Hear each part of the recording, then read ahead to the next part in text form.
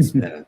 All right, we are live at last. We've been going over hair care tips while in the green room, but so it's going to be a very interesting show this evening. This is the 14th Comic Art Collector Conversation. So as everybody in the audience knows, we like to talk about the hobby and give you some interesting advice and tidbits on our knowledge of the hobby. And so tonight we're actually got two new panelists. We've got Anika and Steve N. And like we always do with every new panelist, we like to get a little bio from you. So Anika, tell us a little bit about yourself and your time in the comic art hobby.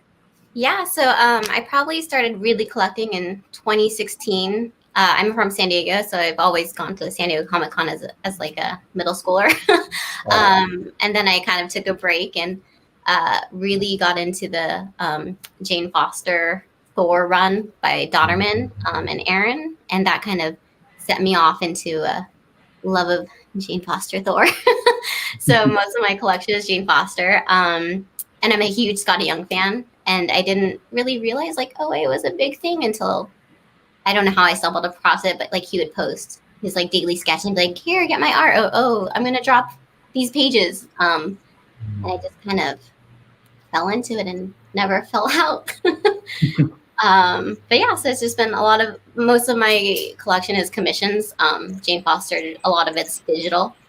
So I'm a big commissioner as opposed to an original art person.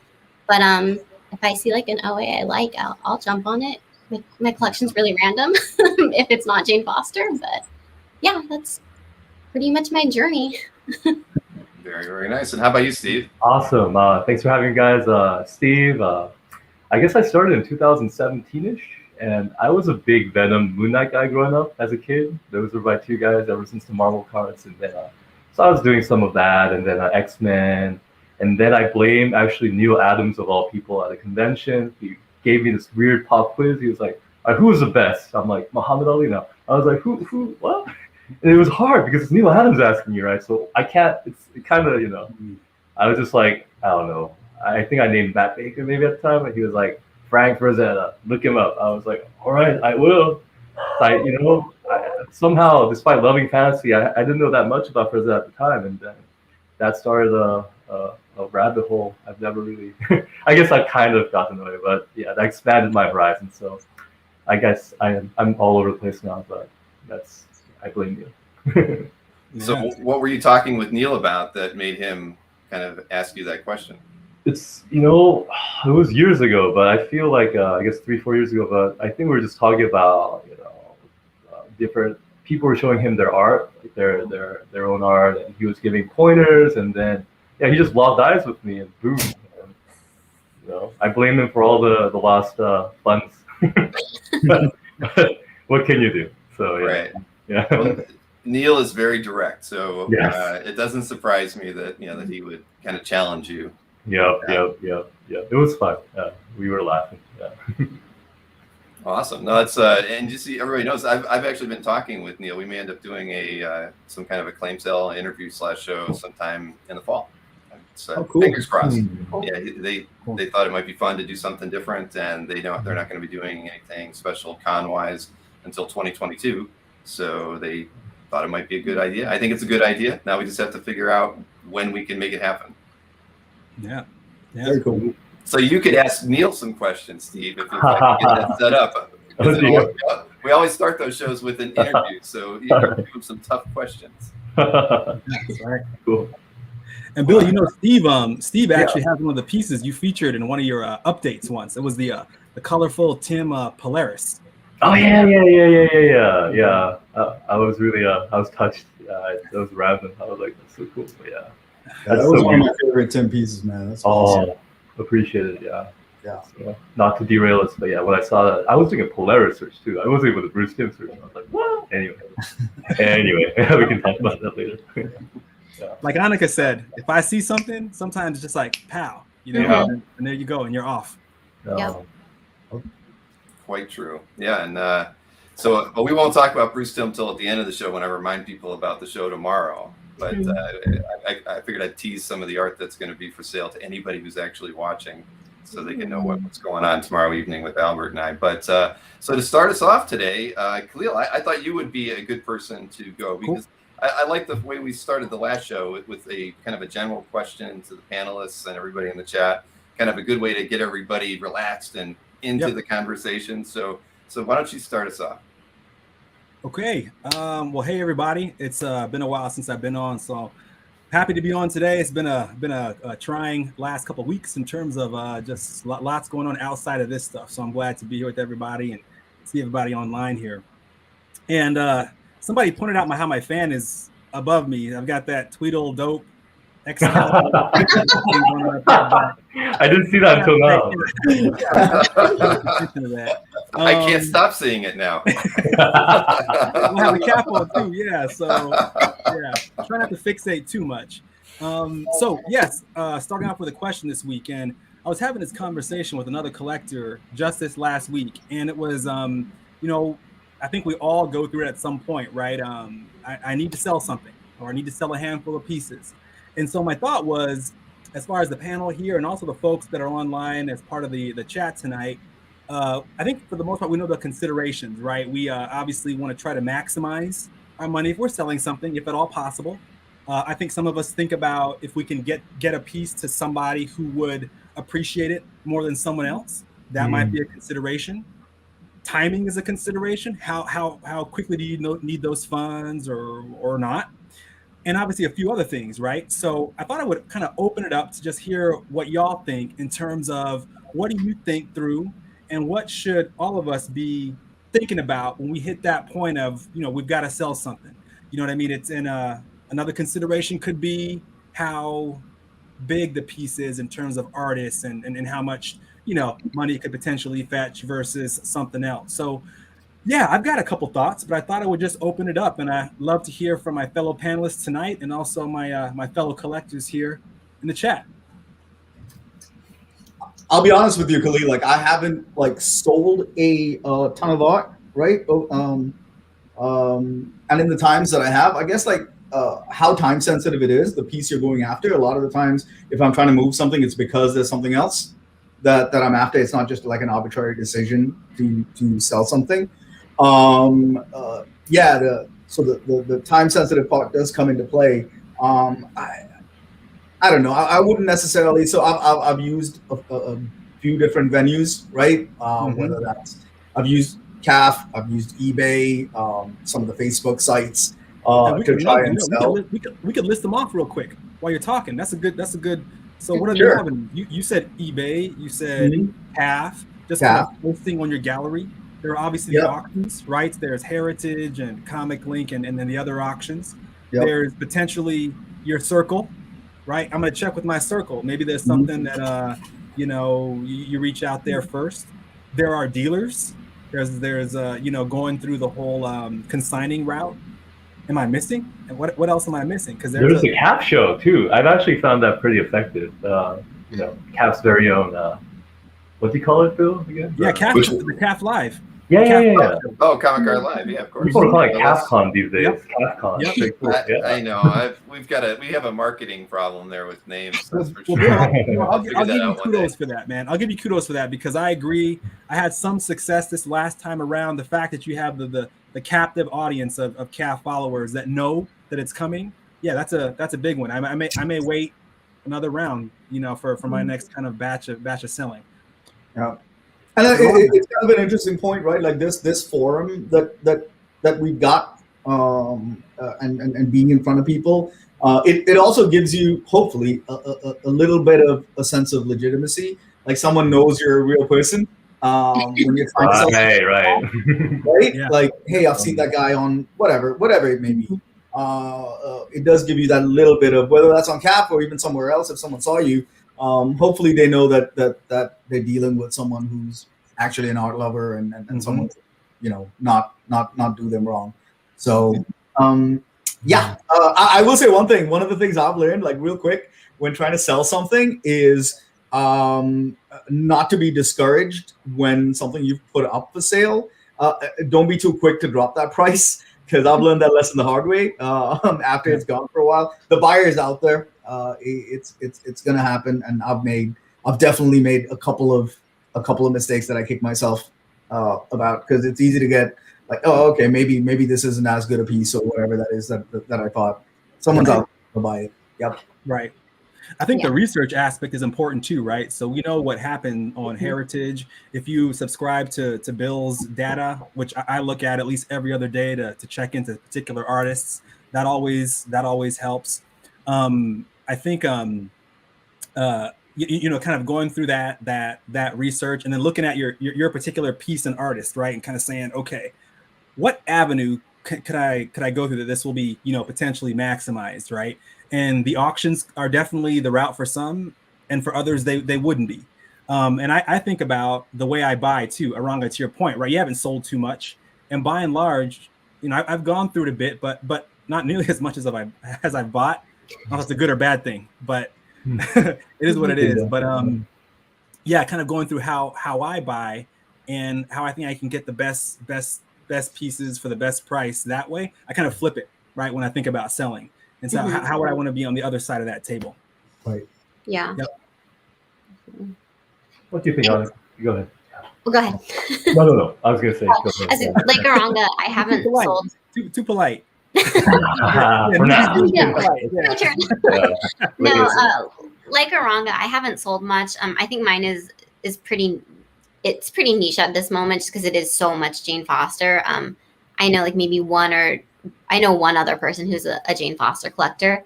So I think if I was gonna look at moving a bunch of my pieces, it would really have to do with timing. Like Love and Thunder's coming out, so I'd probably you know, like align it to big releases. Right. But yeah, I would just like be like, how would I buy it, and how would I want my experience to be with a seller is probably the first thing that I would be thinking of, and then from like an actual seller's point, like when would be the best time to hit the market with this type of deal. Just yeah, mine's like super niche kind of. Right. Cool. Have you had people reach out to you about any of your pieces, or? I haven't. This was like the first year that I've really kind of forayed into. Oh, there goes my dog. Sorry, forayed into like the outer world of San Diego. A lot of my stuff, I just like I've kept to myself. Maybe like one or two of the Facebook groups, but I just got my Capt account, and I just started it, so I've been like uploading like crazy. I feel like a crazy person, checking my spreadsheets and uploading everything. But I think I maybe started out and never did anything, and this was like the first time I've actually started posting things. Cool. So I'm very new to it, so I've never like talked to anybody about it. Yeah. Cool. Anika, have you had the chance to, not to go off topic too much, but reach out to folks who have similar tastes? You know what I mean? Kind of look through galleries, or maybe gotten those emails too. I know that's something that I focused on over the years, is trying to outreach to those folks. Yeah, but like I said, just I'm a super newbie to Capt, so a lot of it's been through Facebook, and that's where I found like other Jane Foster collectors, and I can see what they're doing, and it's pretty cool though to know that there's like a little group that also does, you know, what you like, and you get to see their commission. Like, oh, I've definitely commissioned people after I've seen my friends' work. So I'm like, I'm going after that too. Yeah. So I think that's like the coolest thing about it, is you just get to like look at other people's and find that market. Yeah. Right. Yep.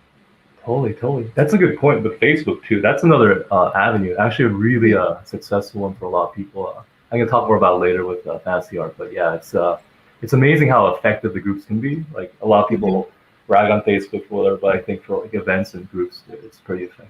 So yeah, in my case, it's simple. I'm pretty impatient, so it's hard for me to put up a number on Capt and just wait, like go fishing, right? It's usually I sell what I have to, like if I feel like I want something bigger, but you know, I'm not as into something I maybe bought earlier in my collecting career. So, and then usually, you know, it's good to do, whether it's eBay or like these little Capt cons or Heritage, if you have something nice that they might appreciate, I'll take on, right? But I think it's a good idea. You can group with Heritage. You can get, if you have one good piece, you can group together a lot of smaller pieces, and they'll take them on because of your bigger piece. Like I found that's the case. So that's an option. And then yeah, it's cool if people once in a while out of the blue message you about something that you're willing to part with. So that's the serendipity. Yeah, it's my spiel. Yeah. Kahlil, I got a question for you, kind of routing to this. I'm sorry, I didn't mean to interrupt you, but as someone who's done this a while, what are the trigger points that tell you like, okay, this piece, you know what, I'm gonna send it to auction, or I'm gonna move it to eBay or Capt, other than simply timing. What are some of the considerations you put in to decide what platform you're going to use, rather than just a scattershot approach of I'm going to put it up everywhere? I feel like there was a little bit of just trial and error right early on. I'll say what's nice, I feel nice about is most of the stuff I've sold over the years, and it's not been a ton, has been through other folks on Capt, people I've gotten to know.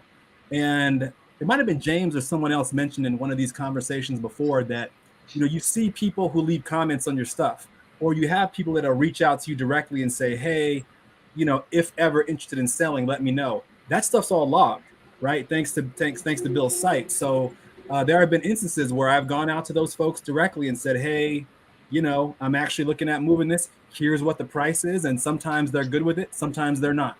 So if I can go that route with somebody who I know will dig the piece and potentially cut the middleman out, whoever that might be, I think that's preferable. I know that I've been on the other side of those kind of transactions and felt really grateful that people have done that, for me. So generally, if it's not that kind of direct scenario, I'll check in with folks on I'll post something on Capt, and maybe I feel like the success rate's been pretty solid, maybe a third to a half of things I've been able to move that way over the years. And then I think twice I sent a batch of things to Comic Link to see how it would work out.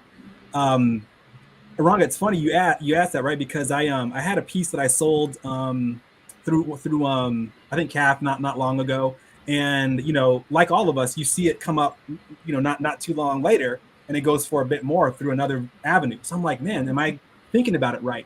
So my big one is, if I'm posting for everybody, it's kind of like a free for all. Am I getting enough eyes?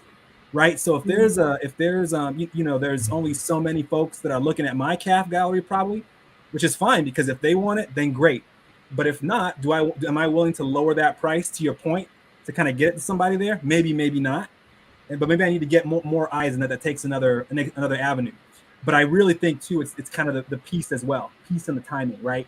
So a couple collectors, including one gentleman I've been on before, Octavio, has asked me about a particular piece I've had, and it's a big like Beta Ray bill cover. In my head, I'm like, maybe I'll move that one day, but maybe I should think about whenever Beta Ray bill's announced, Annika, to your point, to be in this next MCU film, right? That's a consideration. So those things kind of roll around in my head, but I do kind of check off as I get new things. There are other things that I probably will move, and I just kind of go through that list, Eranga, right? Like, what's the priority here? Usually, luckily for me, it's less about timing, and it's more about getting what I want, and then secondarily, getting it to somebody who will probably value it. So that's kind of how I think through it. Okay. Yeah. You mentioned that function in Capt, and I don't know if it's only premium members that have it, but I literally just saw it yesterday, where you can go to your gallery, and if anyone's emailed you about your freaking artwork, it's like right there. Like, yeah, that would be a good thing to mention. I never knew that was there. Yeah, I had no idea. This was like 2 days ago. It's for everybody. I mean, it's your art. It's an email that you got, and so it's available to anyone. And yeah, most people probably don't know it because they've never really read through that whole drop. Well, it actually has a count, right? I mean, it actually shows how many emails you've gotten per piece when you're in the room. So it is sort of easy. But yeah, no, that's exactly why I did it. I felt like people would want to go back, and maybe they've gotten a lot of inquiries for a piece of art. That's the easiest way to go out and see if they're still interested or not. Right. And to your question, I think it comes back to that how quick do you need the money, and the path of least resistance is, I think, the way most collectors would want to sell their art. You're looking for, if you can sell it to a friend, that's great, right? Because it's going to somebody that you trust, and if they're local, you don't even have to package it. So you're looking for that easiest route to do it. And I think just the timing is what's probably the biggest question, because you could consign art with any number of dealers, for instance, or you could put it on eBay and just let it ride, or you could wait for the next Comic Link featured auction that they could get you in. So So timing, I think, is the biggest thing. I mean, because when you see people with a need to sell, it's typically because they want to buy something else, right? And so they're at a point where they really need the money in a shorter time frame, because maybe the person who has this art that they want to get is going to give them 3 or 4 weeks to pull the money together. So typically, you see people, but I think they always will typically start with the least amount of fees, right? They're either going to post it on the Comic Art L group, put an email out there. They're going to go to the Facebook groups and let them know what they've got. I mean, that's I think the most common, and really I think the best way to go about it, because you're actually dealing directly with collectors in almost all those cases. You're not trying to work with a third party, and not that that's a bad thing, because at the end of third parties have they do good things for you. They package everything for you. They handle taking the money. So whatever works. Right. They're by and large, they're worth the effort to go that route. And then it's really, I think, how involved you want to be in the process. If you want to wait and sell through eBay or some other venue where you have to work with Comic Link or Comic Connect or Heritage or Hakes or any number of auction platforms. It really just boils down to how quick you need the funds. Right. Yes. Right. Anika, Eranga, you got some fans in the comments. Oh, that's just. We got some celebrities on tonight. Hey, Chris Lutz asked a question that's kind of along the lines of ease of transaction, right? Even if you were selling one-on-one to just directly with the buyer, would you make a consideration for this buyer is overseas, so you automatically do the calculus of how much work you're going to have to do with kind of filling in customs forms and packaging for overseas, and the shipping and stuff like that? Would you make a consideration for overseas versus domestic in those cases? I guess or do you even care? For me, I don't really care. As long as I think of what I've learned is just being kind of upfront about it. Right. So in my limited experience, right, at that time of shipping overseas, this is what I've seen things cost. I've had collectors tell me, only declare so much because of potential fees and whatever they'll get on the other side. That's all fine, right? Because at the end of the day, this is what I'm.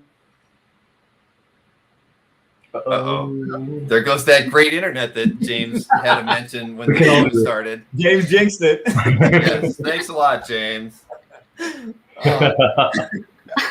We love Kahlil. Sure. Yeah, it is. Shipping internationally is just it can be such a thing. When Kahlil was mentioning the thing about declaring values, it's all well and good to declare a lower value until insurance comes into play. If something happens, I'll close that. Bill, I wasn't gonna get. No, through I think the last two. Yeah. Yes. You're coming in and out, Kahlil. It's like a nightcrawler action or something. I don't even know what. The comments from Marcus, even here. No, we got you now. I think it's smooth. You knew that was going to happen, Bill. I got through the last, I think, 2 without this, but right. No, but, well, finish that thought, Kahlil. No, to me, it's. But yeah, to fill in, he's doing this on purpose now. But yeah, no, I think you do get a gauge of like certain countries or areas at least. Like I knew I had to ship to Austria, so I knew I had a sense from shipping to Europe. Okay, it'll be ballpark this much. If it's a little over, it's okay. It's all good as long as we have that done. Insurance, of course, is another issue. It can be really expensive, but you just have to calculate that in front. Nothing wrong if you have a good rapport. Just go back and forth, say, we can kind of ask around and see what not to be too fast. Kahlil, back to you. It doesn't matter to me.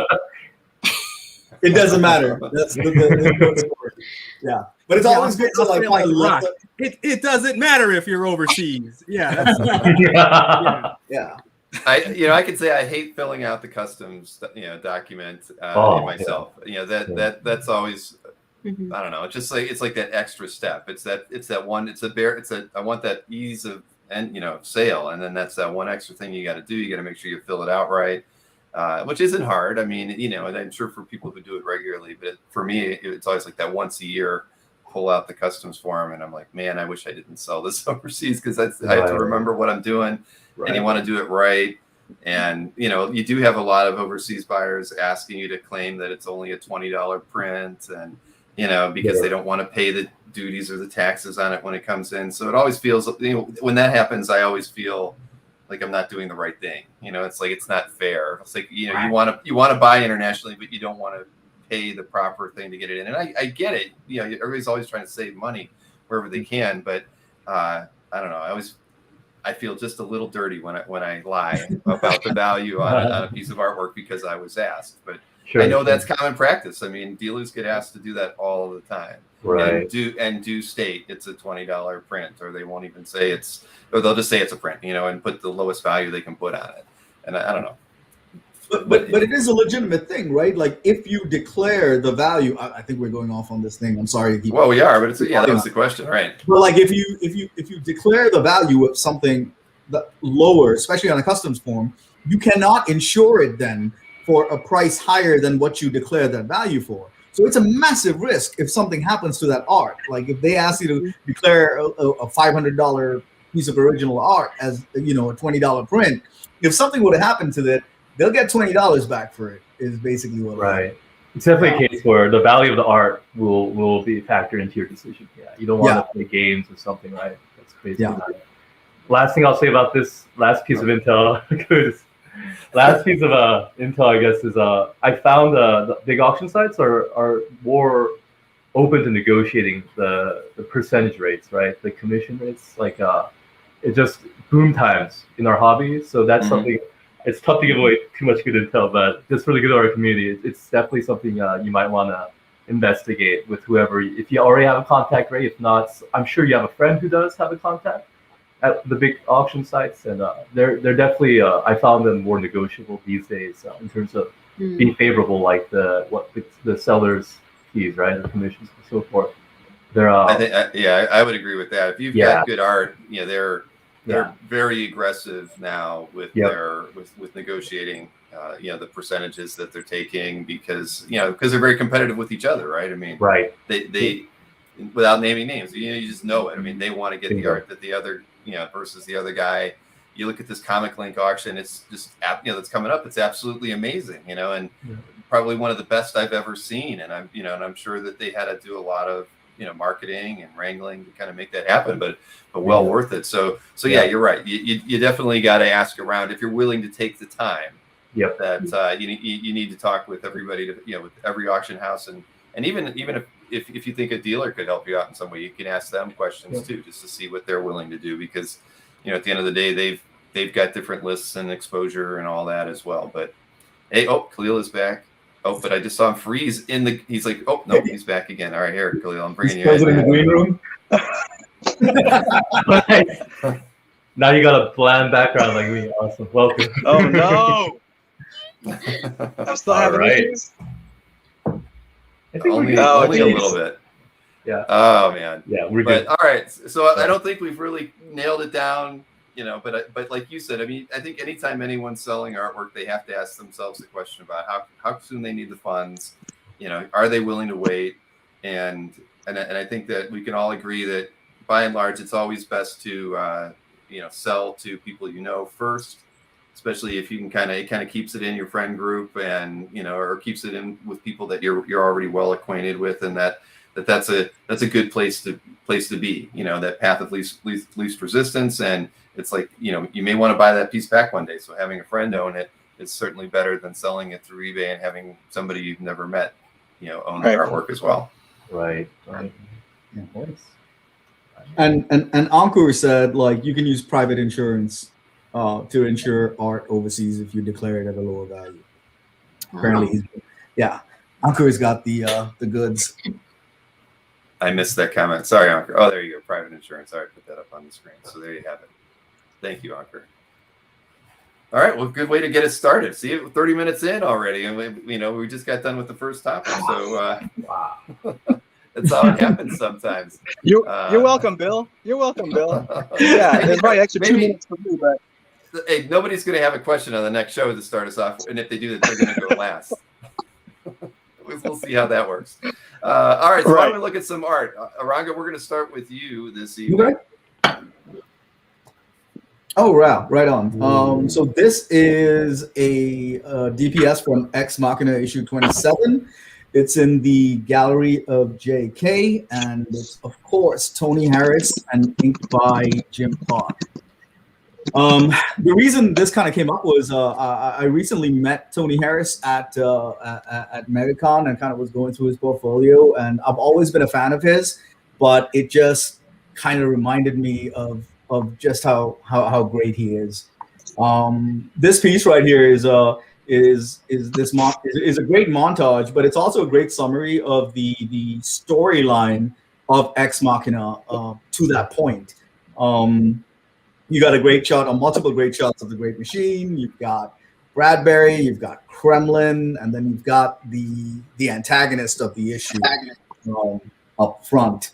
One of the interesting thing about this is as great as Tony is at melding like the realistic and the fantastic, what he's trying to do here is as a montage scene, it's kind of tough because the guy in the foreground is actually, I guess this is not a spoiler because this thing's been out forever, but he's getting these flashbacks and he's getting an idea of the story of Ex Machina here.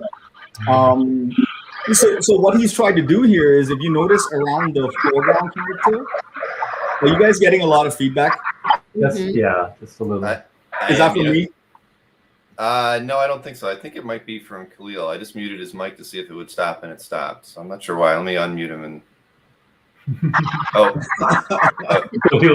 yeah, that's Khalil's mic. Hi, Kahlil. So, kind of going into like if you look at it, like Tony's used a really heavy, thick line around the foreground character to try to separate him from the fact that what you're seeing behind him is just him visualizing this thing. It kind of works and it kind of doesn't in black and white.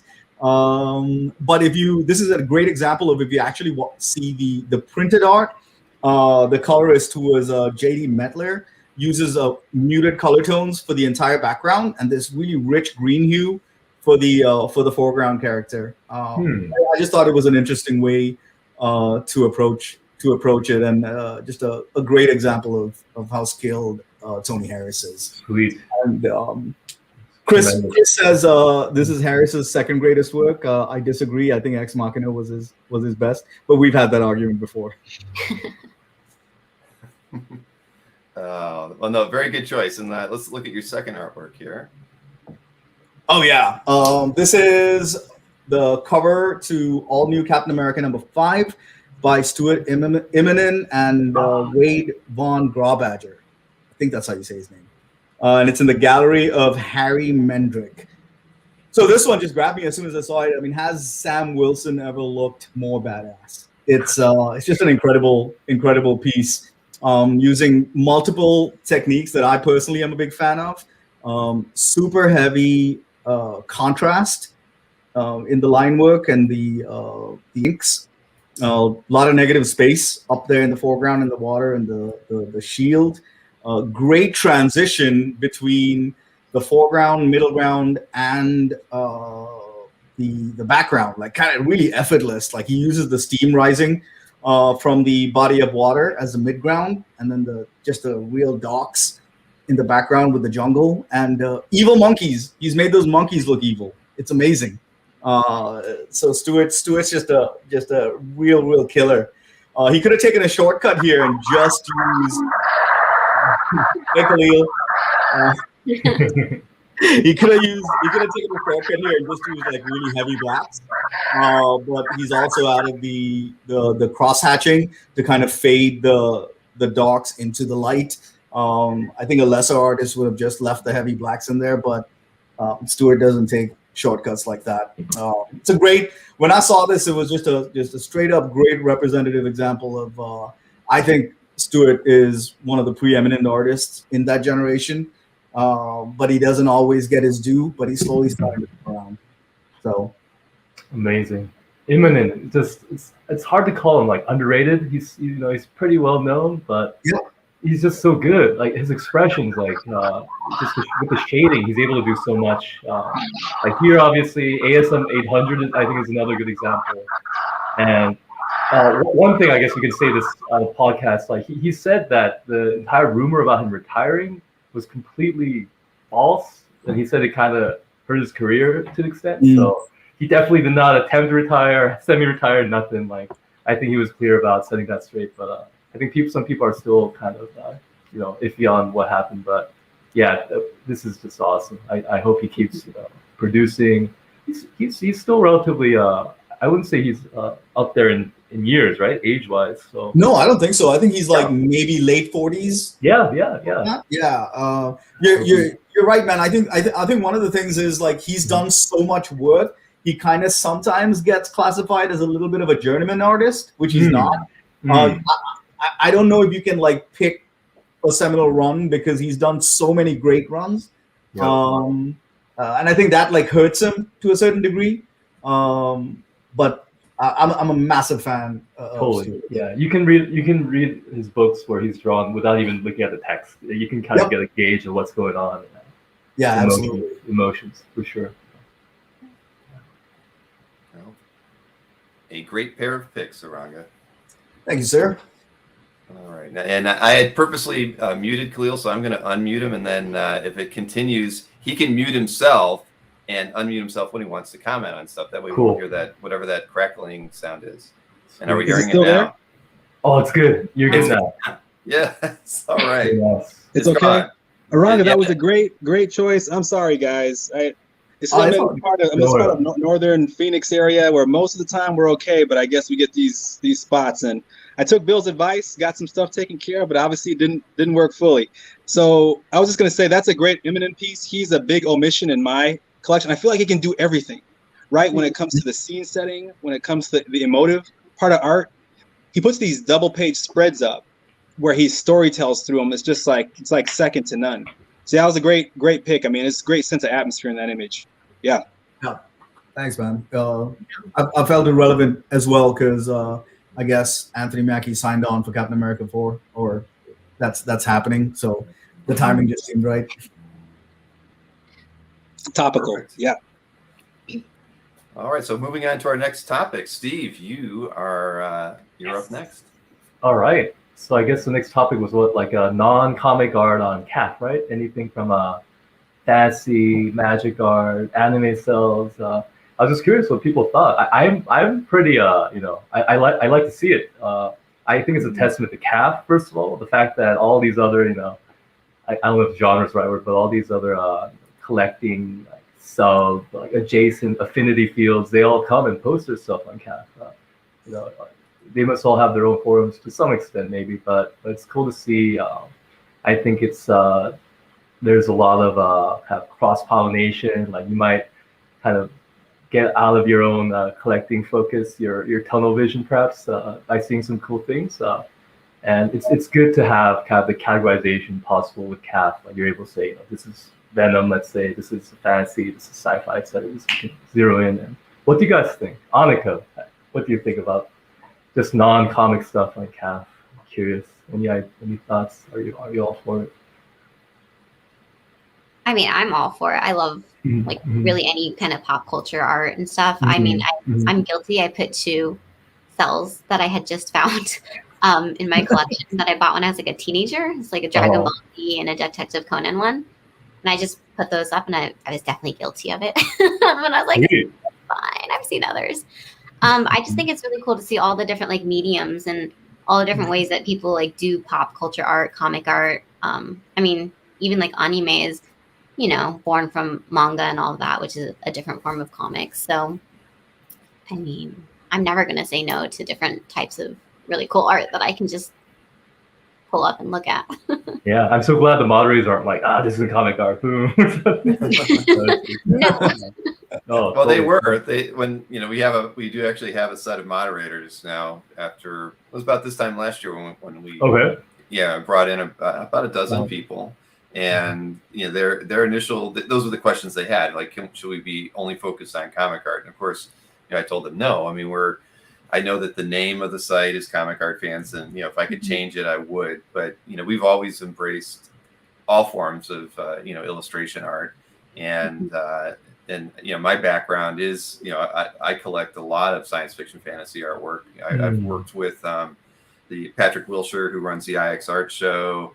That's why there's that whole IX Art section or the Illustration Exchange. I think it has a couple different names within CAF, but we absorbed that site when he didn't want to maintain it anymore, and because I love it. I love old TSR artwork. I love anything that is coming out from Magic the Gathering.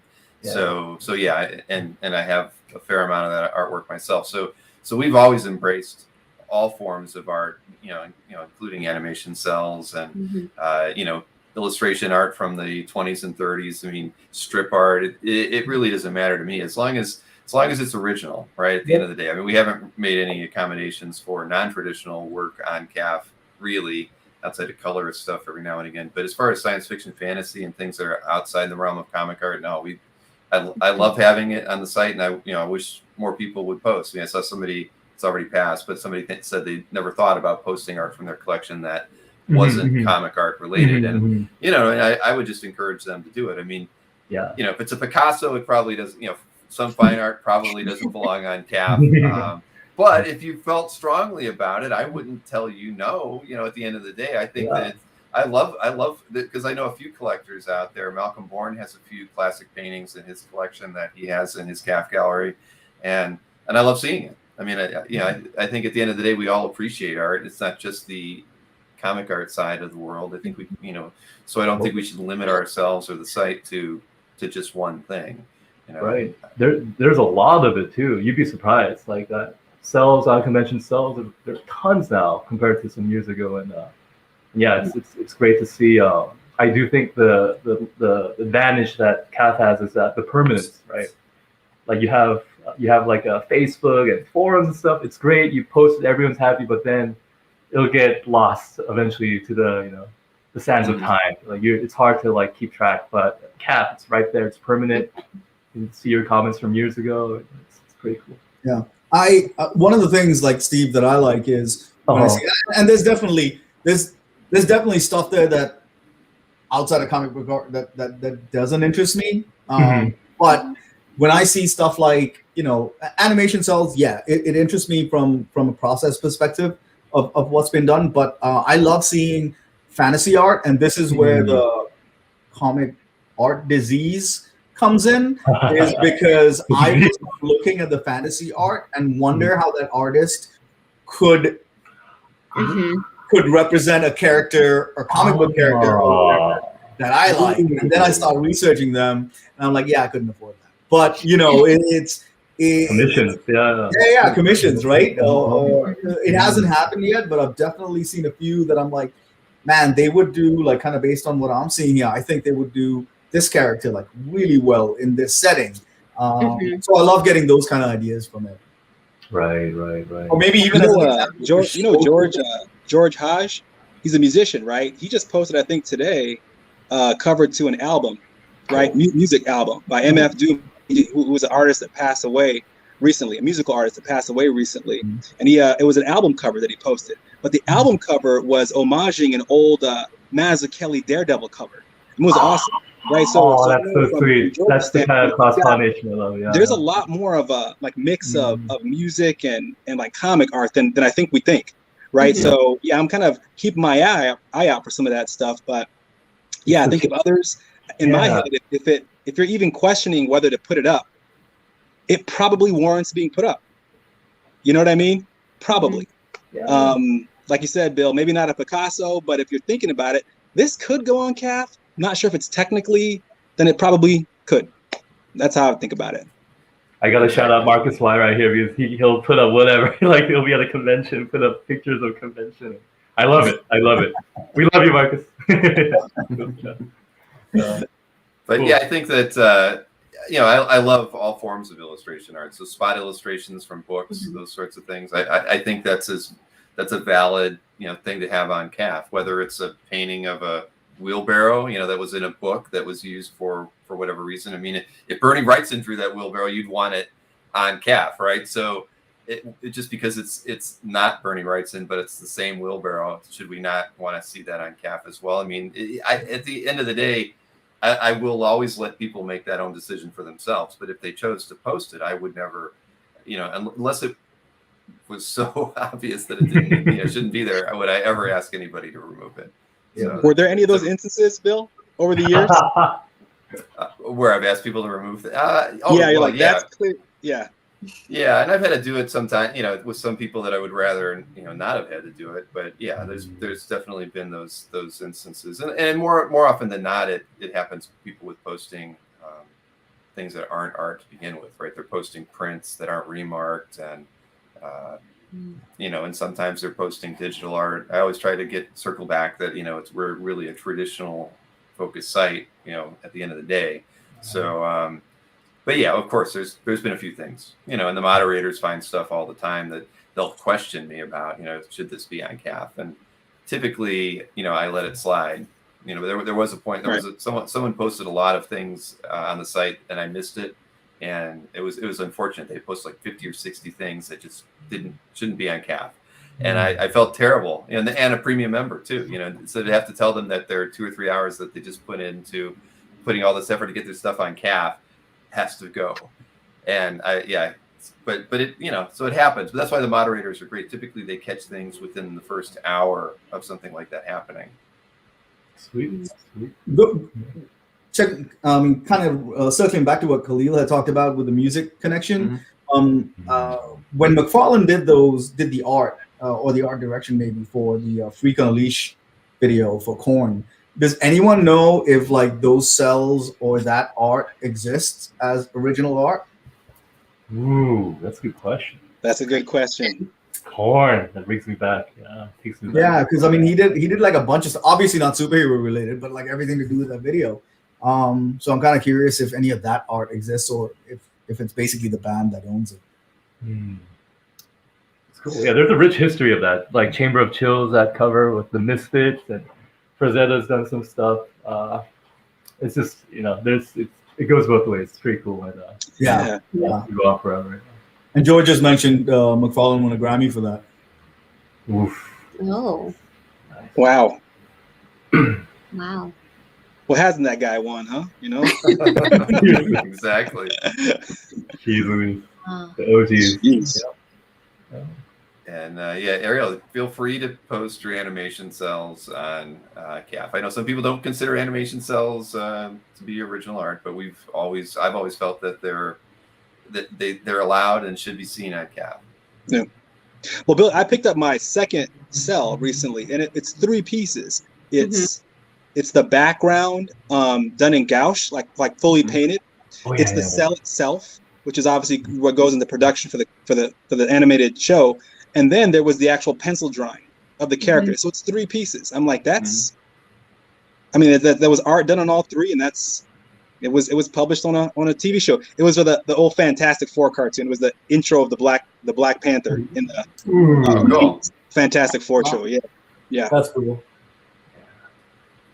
Nope, that's it. Well, and an animation cel is an art type on CAF, so that should be the giveaway. Yeah, I was going to mention. Animation cels are fine. Yeah, absolutely. One of my best friends has a big collection. Should I put this on CAF? Oh, there's a category. I guess it's all right. Yeah. Yes, exactly. Yep. So no, that was good.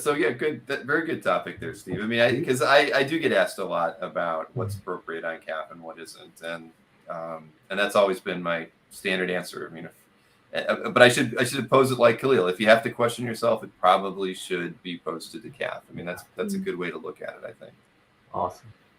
But it doesn't hurt to ask too. It's like the person who spent 3 hours posting things for me to have to tell them they have to delete it all. So. Your video game screenshots or something.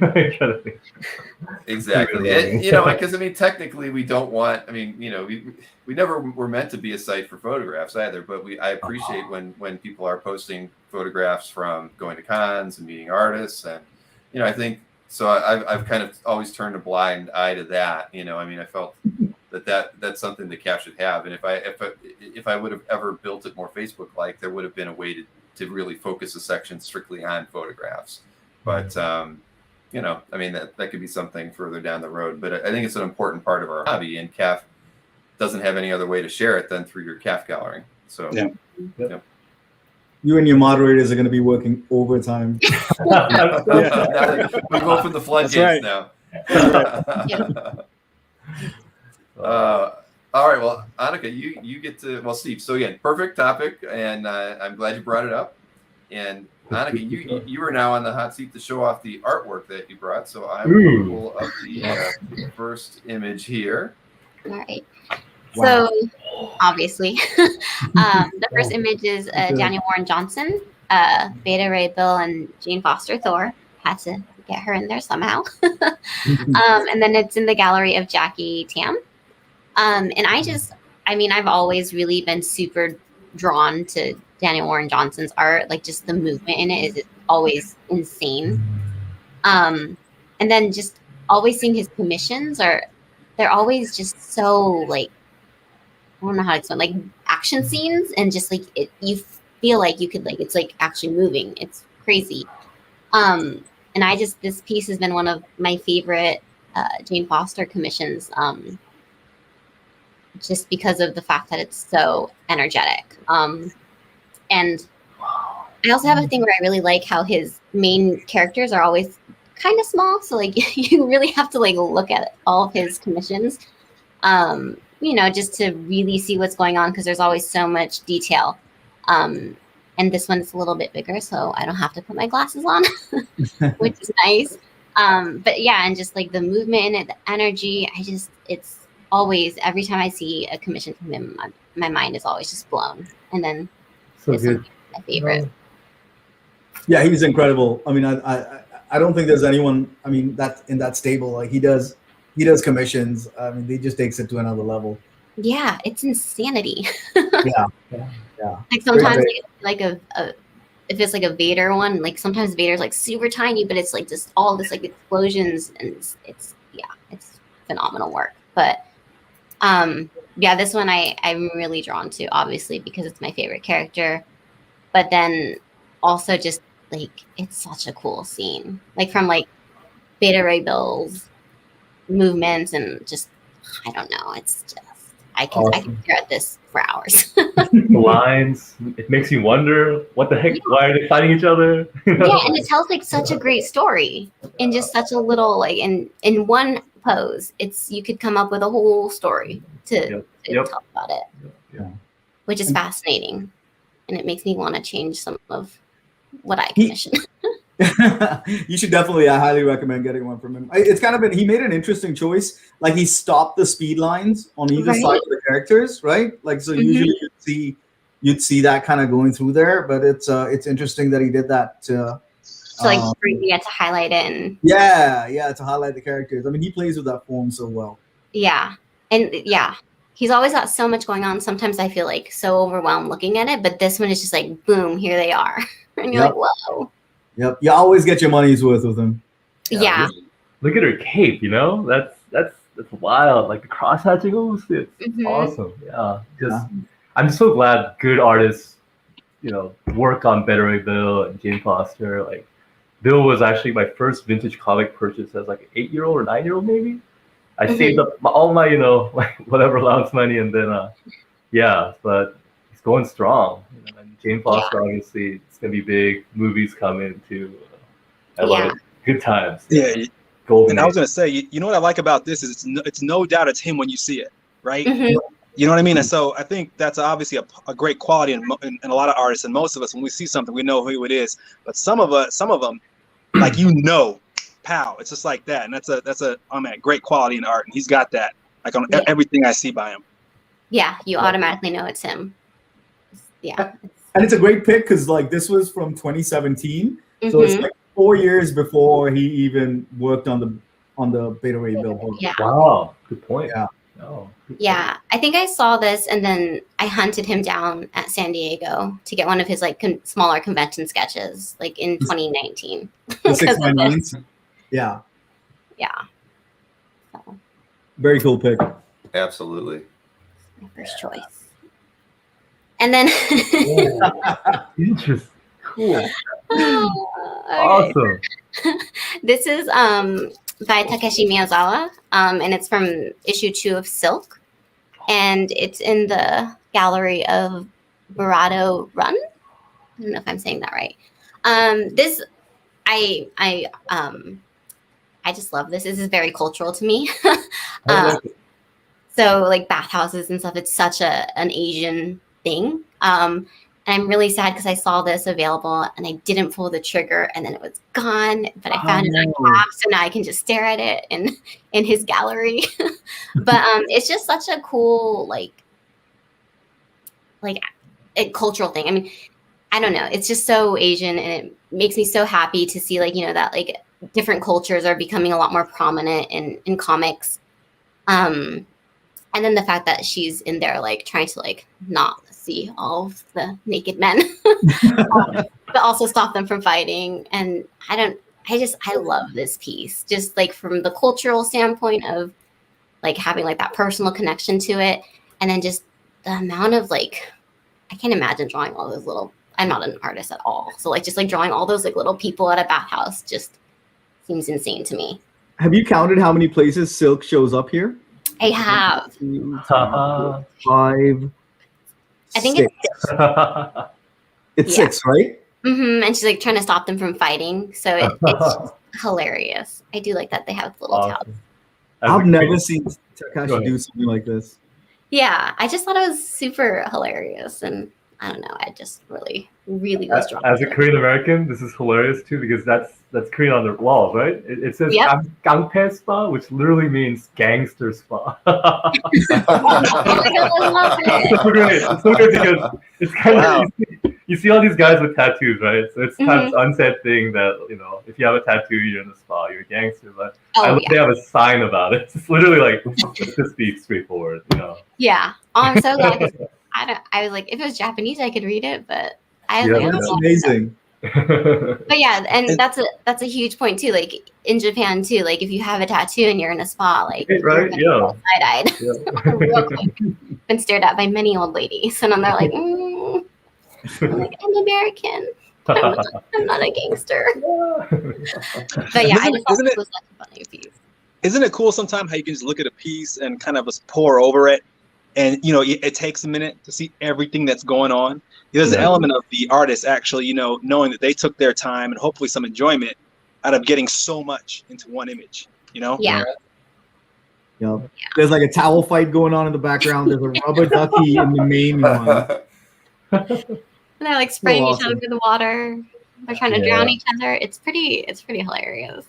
I love this pick. I love it. I've never seen anything like it in like a Marvel.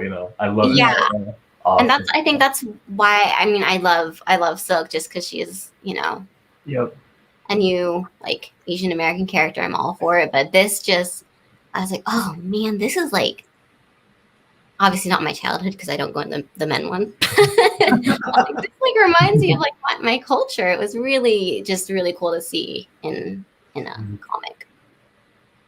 Should have pulled that trigger, Annika. I know, gosh, I know. Who knows? Never say never. Yeah, never say never. Yeah. It's fine. I mean, that's just a great connection, right? So this reminds me of my culture, my child, and I see it in this other form that I don't necessarily connect or haven't historically.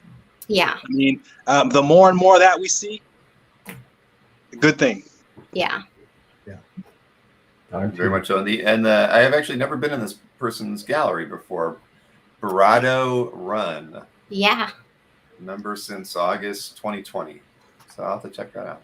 Mm-hmm. And I didn't see the rubber duck. I've never been in a bathhouse, and I was going to say you and me both, Phil. I could say I've never been in a bathhouse. Yeah. They're a great experience. I'll definitely want to try one out for sure. Well, my kids just recently got into the Spirited Away by Miyazaki, right? And a lot of that happens in a bathhouse, right? It's kind of a ghosts in another realm, but it's yeah. That's what I thought of when I saw it because we literally watched it yesterday. Nice. Oh, yeah, I want to see that zoo cover. Craig even said that he should start uploading his Miyazawa. Oh, now I'm confusing my Japanese people. His Miyazawa pieces, and I would love to see it. It's one of my friend Day too. This is a call. Upload him. Dudes. Yeah, because he's phenomenal. I think he's so underrated. There's going to be an uptick in his art very soon now. I got a feel of that. I'm gonna go back to his. I can tell you, Craig's gonna have to look for it. That guy's got like a stack of art just like in a closet. We're not gonna see this for at least a year or two. All right. Gosh. Oh well. Look at she keeps looking at it. She keeps looking at it. Gosh. I know. Damn. Art, what can you do with art? What can you do? What can you do? Yeah, that's what we want. That's what we want to get out of it. Yeah. Yep, yes, exactly. I don't know if we're going to have a meetup in a bathhouse as a group in the future, though. So you can think about those things, Carlos, but I can't promise you anything. Hey, when I was making this list, Annika, I actually had you going next to do the panel. Do you mind? I usually don't. Yeah. No. Okay, so we'll roll right into that. Okay. All right. So my topic is kind of just like the whole a la carte version of commissions now, like where you kind of pick and choose all of your different pieces. I will preface this with, I know everyone, it's a personal choice.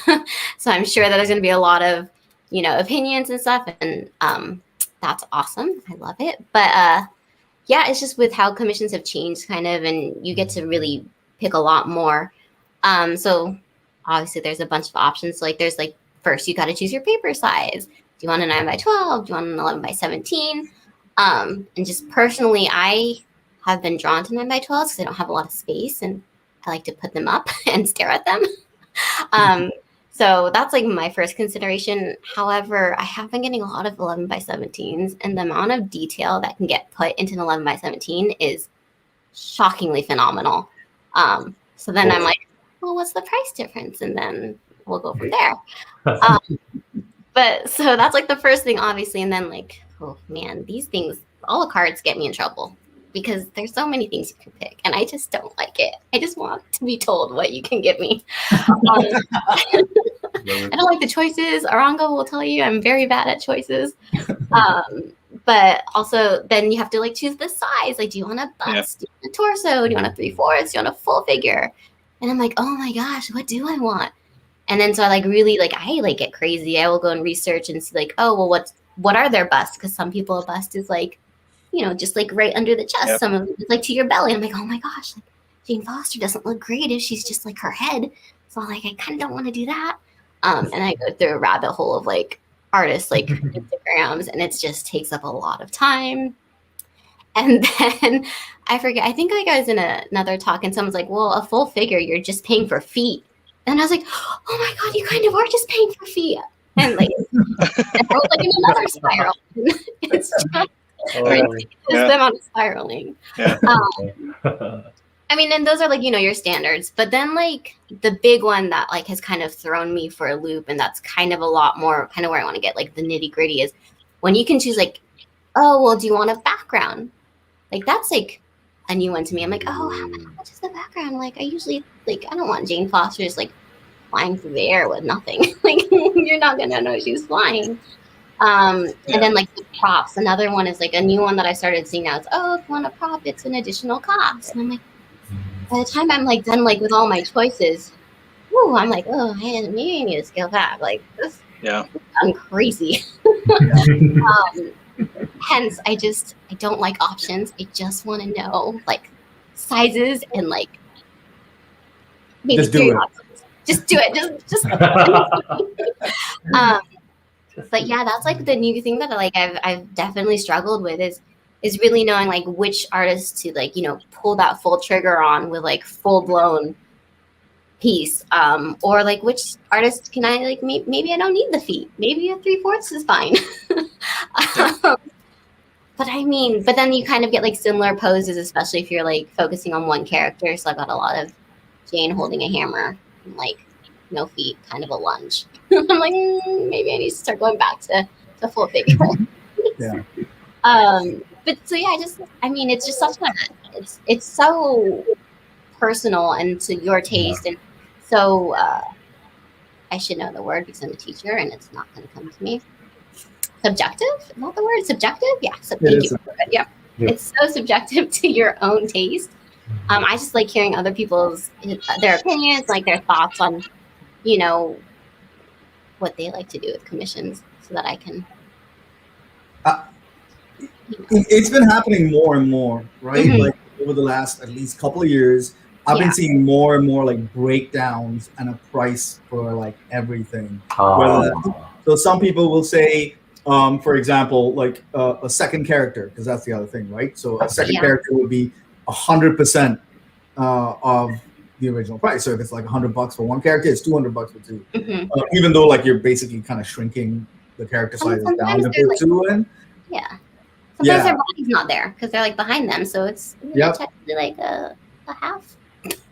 And sometimes it's like 50% of the price, which it can go back and forth. I personally, what I like to do is I like to pay attention to the pieces that the artist specifically highlights as examples of their commission, rather than the stuff that people share as examples of the artist. Because sometimes if they really like the subject matter, they will go, they'll go bananas on it. They'll add a whole bunch of stuff. And then you go into that kind of looking at it and expecting that what you get will be that. But hey, that was like a one-off case where this guy just kind of put in a little bit extra for somebody, maybe because he knew him, maybe because like he or she they were having a great time working on it. So I tend not to set expectations based on what people in commission groups or maybe on their Capt gallery share. As an example, it's a good way to see what their style is like, but not necessarily, oh, that's what they got, that's probably what I'm gonna get. I try to like default to the examples that the artists themselves use to advertise their commissions. But you're right, it starts adding up. I just remember like being like, oh, okay, like their full figure is $100, and I was like, cool. And then I started talking to him. Suddenly we're at a $250 piece. I'm like, how the hell did this happen? Like, where did that? All right, right. All the frills. That was for a head. It's like, that's right. You want a neck? Okay, a neck will be 5%, and it just keeps kind of adding up. So yeah, I get where you are. I buy a lot of commissions, so I'm obviously more than published art. So I've been seeing it happen more and more. Too. It is happening more and more in Eranga. Like so for me, I started out in commissions, kind of went to published art. Probably in the last year and a half, I've been getting back into the commission game here and there, right, while still doing the published art. But for me, to your point, it's all about the research. It's about what they post, but it's about what's on Capt and on Instagram and everywhere else. Because I think I kind of use that to inform my decision, right? So you think about one character, two character, right? One character, two characters, 50% more. That's a great deal. Yeah. However, oftentimes two characters are smaller, or one might be obscured. So you got to think a little bit about that, through that too. So it's like, I asked Brandon Peterson once too about a commission. Steve, you know this. Yes. And I asked him like, so like, what do you like drawing? I just straight up asked him, what do you like drawing? And he said, characters with texture, Swamp Thing, Man Thing, or like Colossus, or guys that are just. So I based it on that. And so for me, it's always about if I can connect with the artist. I know it's a little tougher through deals, but I can connect. That's one. And two, I just do a lot of research to see how I can get the best value out of the a la carte, because I think the best value depends on the artist and the subject matter, right? Generally, you would think, you kind of nick up a little bit and you're getting a good deal. All of a sudden, you could be at 500, 600, whatever bucks, and could turn out great, but you might have been happy at 300. So I just really think it through, depending on the artist and what I want them to do. Yeah. I haven't commissioned anybody in a long while, so I guess I've missed out on the whole a la carte experience. Wow, I had no idea. It looks like a menu at the Cheesecake Factory. I mean, it's so dense. I went to a dealer's website just to kind of look over, what they had, and every artist is different because some might do color, some might, some will only do ink pieces, but some will only, will offer you a pencil only one. So it's like, this is too complicated. I just want, I know what I want, and it just seems like it is. It would be a challenging process to get something. I think so. Like somebody mentioned earlier, you can see a set of examples on their table at a show and just be like, I want something like that, Mhm. with this character and maybe minimal backgrounds and 9x12 and inked, and what's it going to cost? And then that's the way I'd probably proceed more than trying to check off the boxes like I was looking at a menu. But yeah, I get commissions. I typically just purchase ones that already have been drawn. It's easier for me to pick that to choose. But yeah, this sounds interesting. Now I'm curious. It's dangerous. Curious is dangerous in this hobby, but cool, awesome. Well, I don't know if it's going to help, but I repositioned myself here to maybe be a little better on the connection. And so I got rid of the propeller, and I got Neil Adams and one looking over me, Wonder Woman looking over me. Yeah. Oh, that's cool. Nice. Oh, that's good. Yeah, it's pretty big piece. Yeah. So even though I had the propeller, she's still here. She's still looking to see what's going on now. So. But to your point, Steve, I have I generally wouldn't do too much of that, buying unpublished pieces that were already done. But I've done a bit more of that over the last year or two because I've just seen some great work and good values. Yep. I will say if you pick like a highly detailed character and you also pay for a background, a lot of time the artist burns themselves out on the on the detail in the character. Oh, interesting. Just kind of throw in a background, there's a balance to that as well.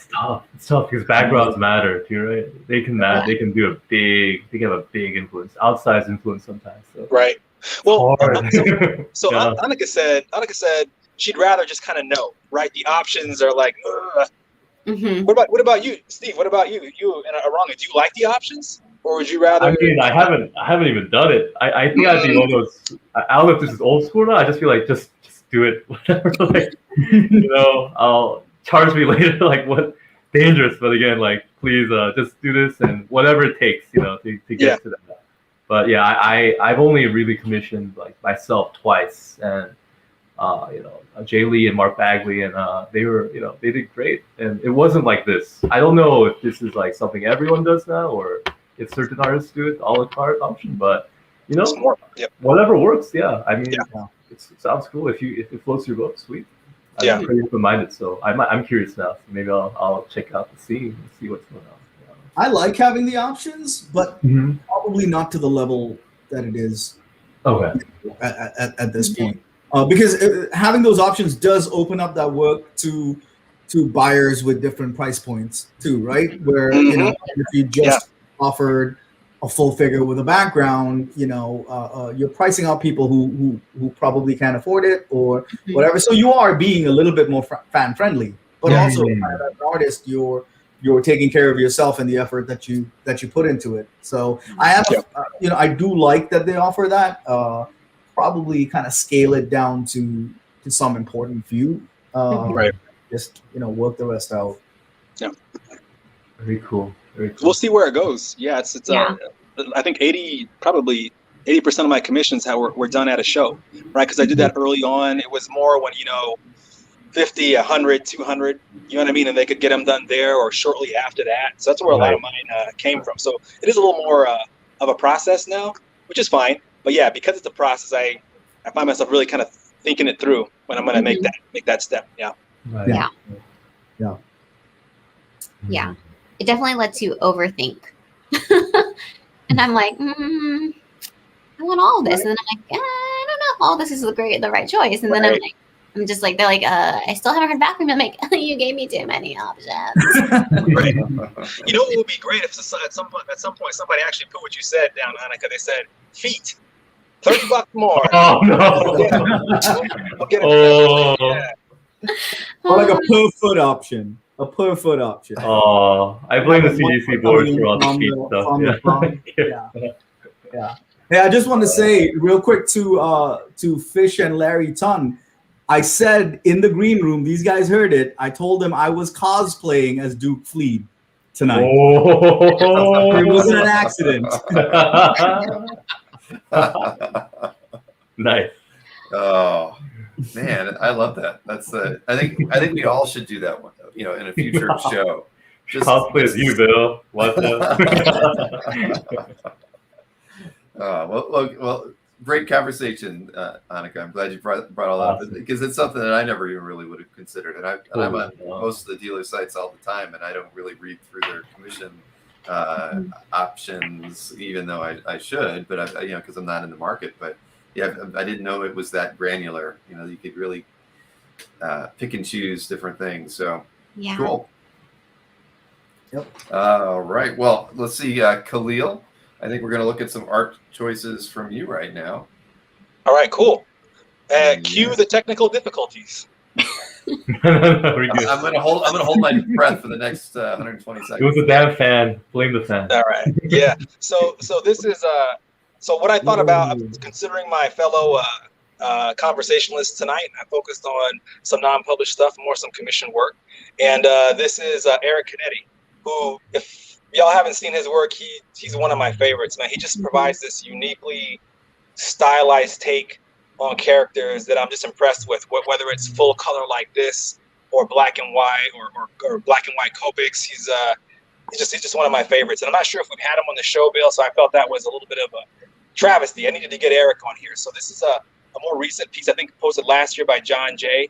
And this is Big Barda, and I'm 90-some% Marvel guy, so I kind of went the DC route, and she's just one of my favorite designs. I don't know her comics, anything like that, but just one of Kirby's best designs, and just love her expression, love the colors. Look at this, look at her chainmail. It's kind of like fish scales. Mm-hmm. And yeah, I mean, this is an example of a full commission, but he has chosen her to sit kneeling, kind of looking up. I don't know. I just it hit me right away, and I definitely wanted to feature something by Eric here on one of these shows, because I just think he does outstanding work. He does comics here and there, but he makes most of his career outside of comics, doing more design work, video games, things like that.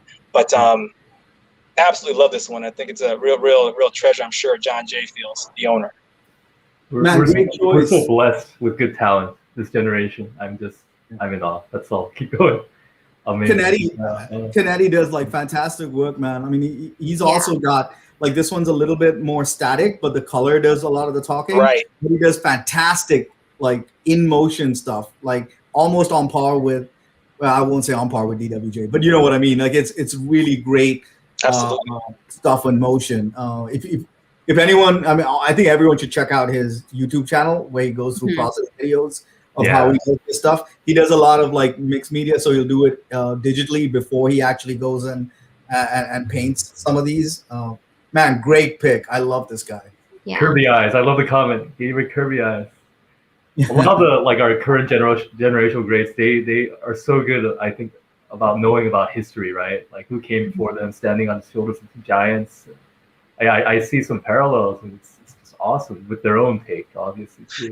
And Eranga, to your point, man, like I don't think, like you said, I don't think this is his best piece by any means in terms of the energy, or in terms of providing an image that shows the essence of the character. Just look on Capt, look at Eric Canete, you'll see a lot of great examples. But in terms of his color work, it's just outstanding. Stunning, man. I didn't mean to imply that this wasn't his best work. I hear you. No, I hear you. I meant to say, like, you can find some great examples of, like, he does a lot of great motion perspective, like twisted perspective. No, this is definitely a gorgeous piece. Definitely didn't mean to imply. Oh no, and I didn't take it that way. I liked the point. I liked the point. Like he can do everything. You know what I mean? Yep. So Absolutely. good. So good. Yeah. Chris, it's Eric. I don't think we've had Eric. We've actually featured any of Eric's work before. Even that's why. That's one of the reasons he's here, Bill.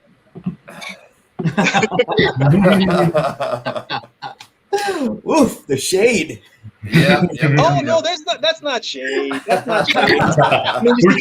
We're trying to be mean to each other. It's not really working. There's a lot of good artists. We're too nice. No, but it's very true. I mean, that's why showing art is an important part of this show, because I think that it would show things that I wouldn't normally pick on a CAF update typically, and so I love it. I mean, I think in many cases I miss stuff on the site a lot, and I love having a separate set of eyes, pulling out the art picks every week. So, I mean, I should have somebody do like a guest spot every Thursday with me to pick their own popular artworks, because it would probably be a lot more fun, right? Kahlil, if you'd like to do it with me sometime. Yeah, and Bill, I know caveat with getting your connection all set up, and you're golden, Kahlil. All right, cool. All right, here is your second choice. Oh.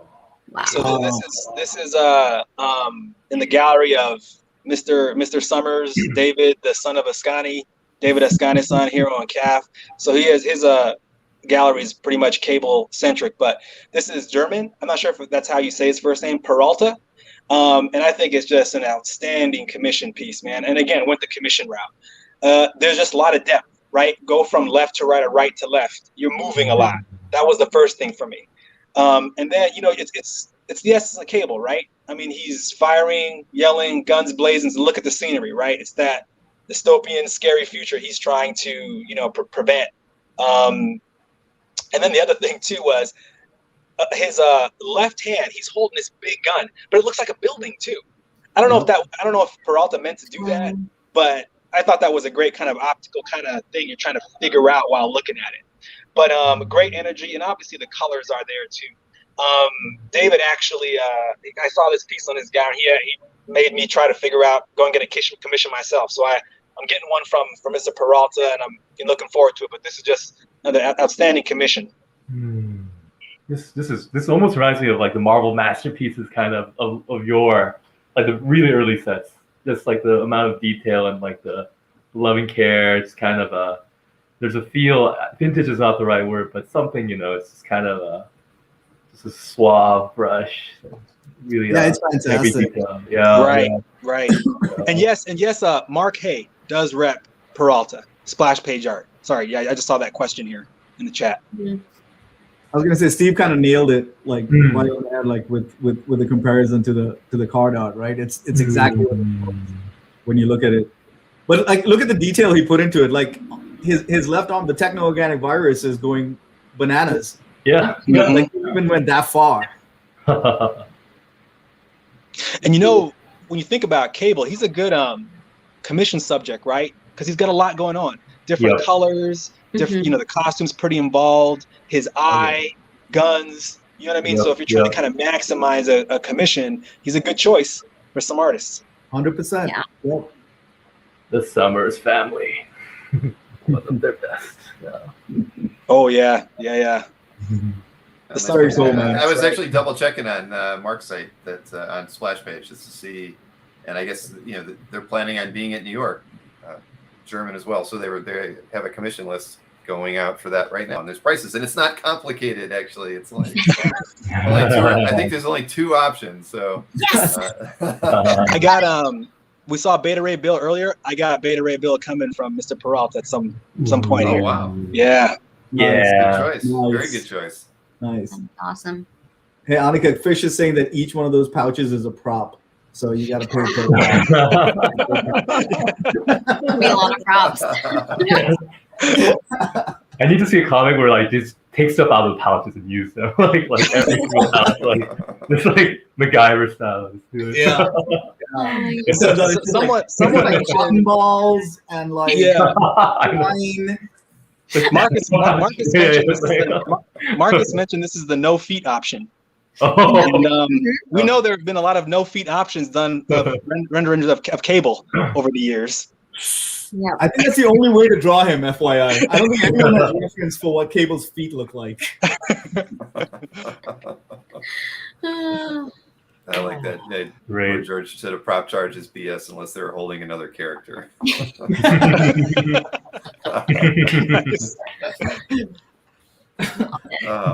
Well, great choices, Kahlil, and I'm serious. We should maybe think about having you as you do some guest picks for me on the Thursday Capt update sometime. I think that would be fun.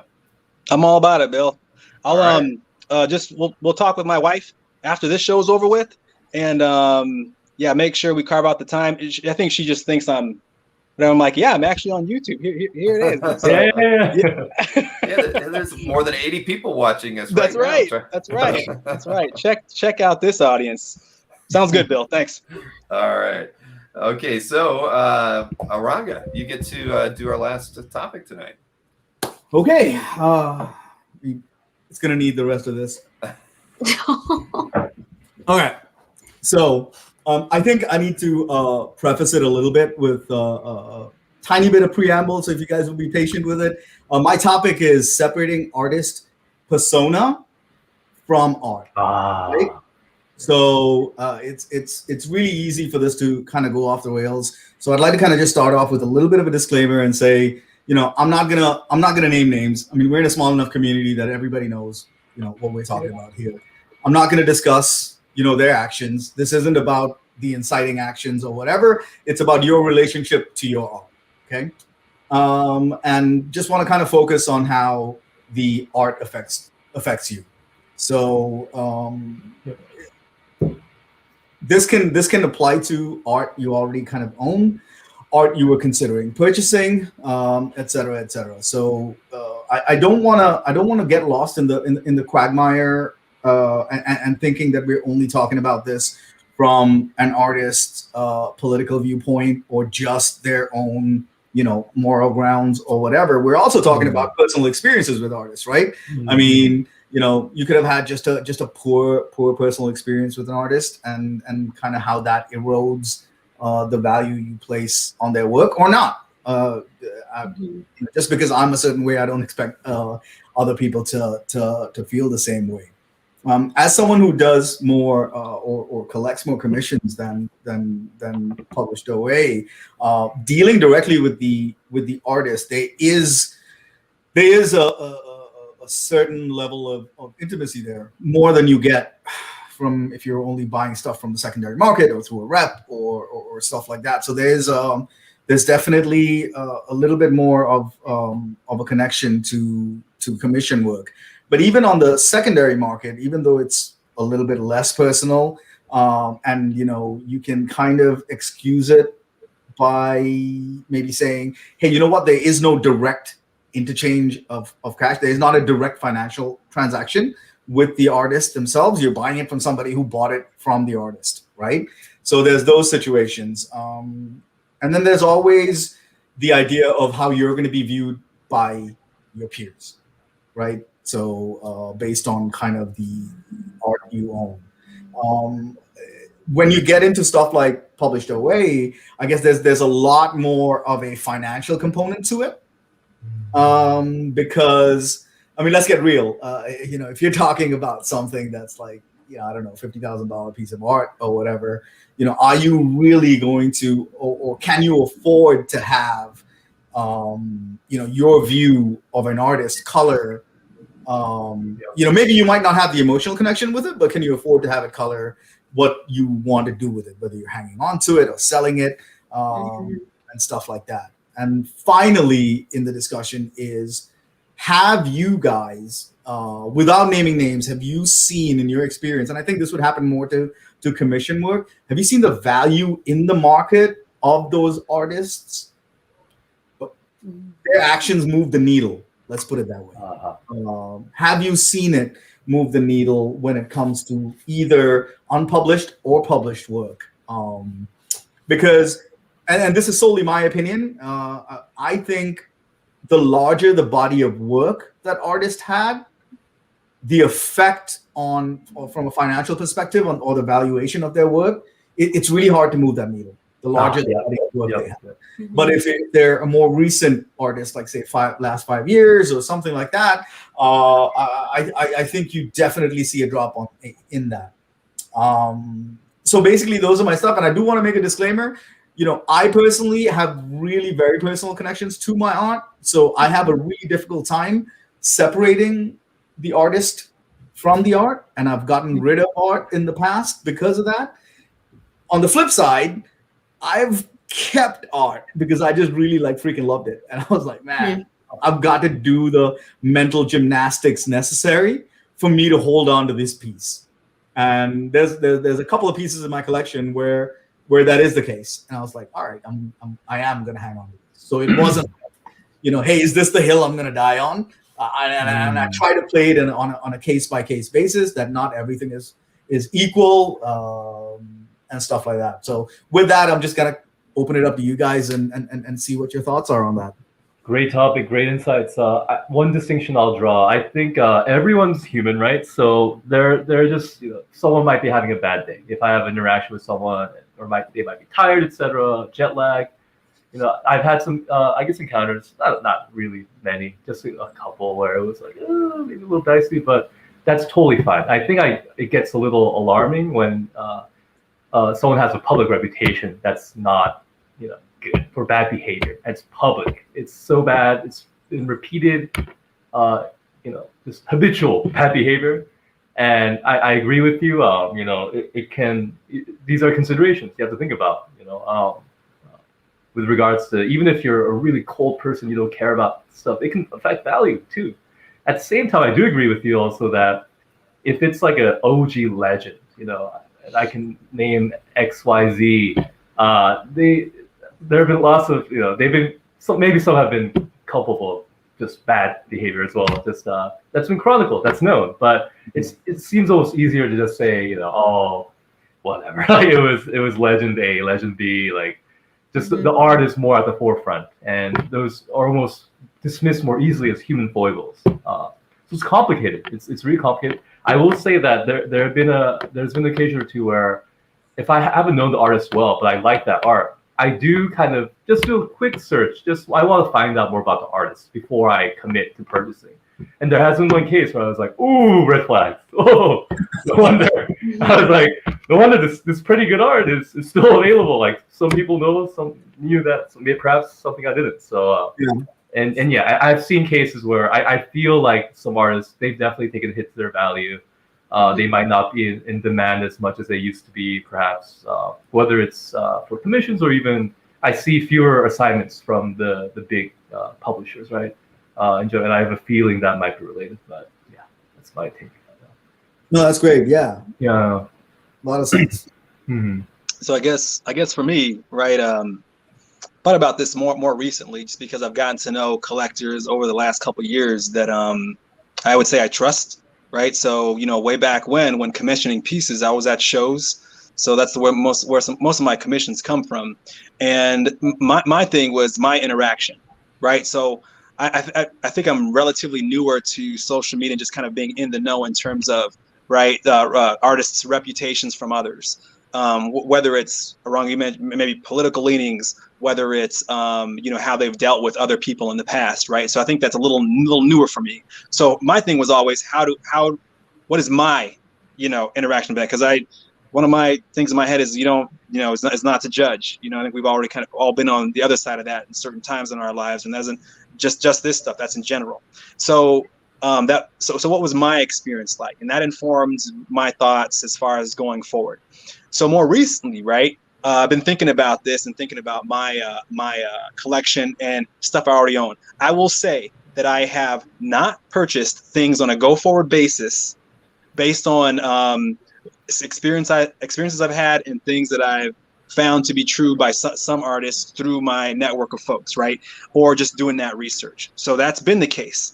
So I agree. It's hard to kind of pull the two apart. I'm thinking about historically, you know what I mean? Just, certain situations like, wow, had no idea, because my one-on-one experiences was good. And I think that's valid and valuable. So I take that into account with the other things. So I think for me, it's kind of a moving target. I'm still trying to figure out, but I 100% agree that keeping those completely separate, that's tough. So I mean, that's not something I think that for me is super doable. You know what I mean? Yeah. Yeah, I would agree. Just because a lot of the work that I own is commissions, so a lot of it is interacting with all of these artists on a one-to-one and a personal level. So for me, it's really hard to separate. So for that, like if I have a great experience, that's my personal experience. It might not be what other people have had. And it's really hard. This is really hard. It's just such a hard thing to separate the two. Because while someone may have had a terrible experience with somebody, I have had maybe the same, but maybe something different. And every piece that I like, when I look through my work, I'm like, oh gosh, that was so cool. Like I remember and it just like creates all these memories of this one moment in time that I shared with this awesome creator. So on the commission side, it's really hard for me to separate. On the OA side, I don't have like that real connection because a lot of the OA I buy is through reps.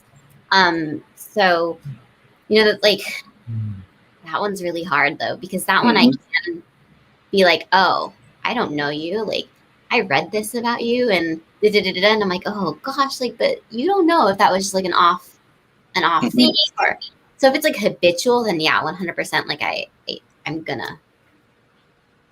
That's a good point. That's a good point, Annika, on the habitual versus Steve. You said having a bad day or making a mistake or owning up or something. I think that counts, right? When you get that it's legitimate and it's I don't know if the word is heartfelt, but it's legit, and you don't see a pattern. So I do think that counts. I think both of you mentioned that a couple different times, a couple different ways.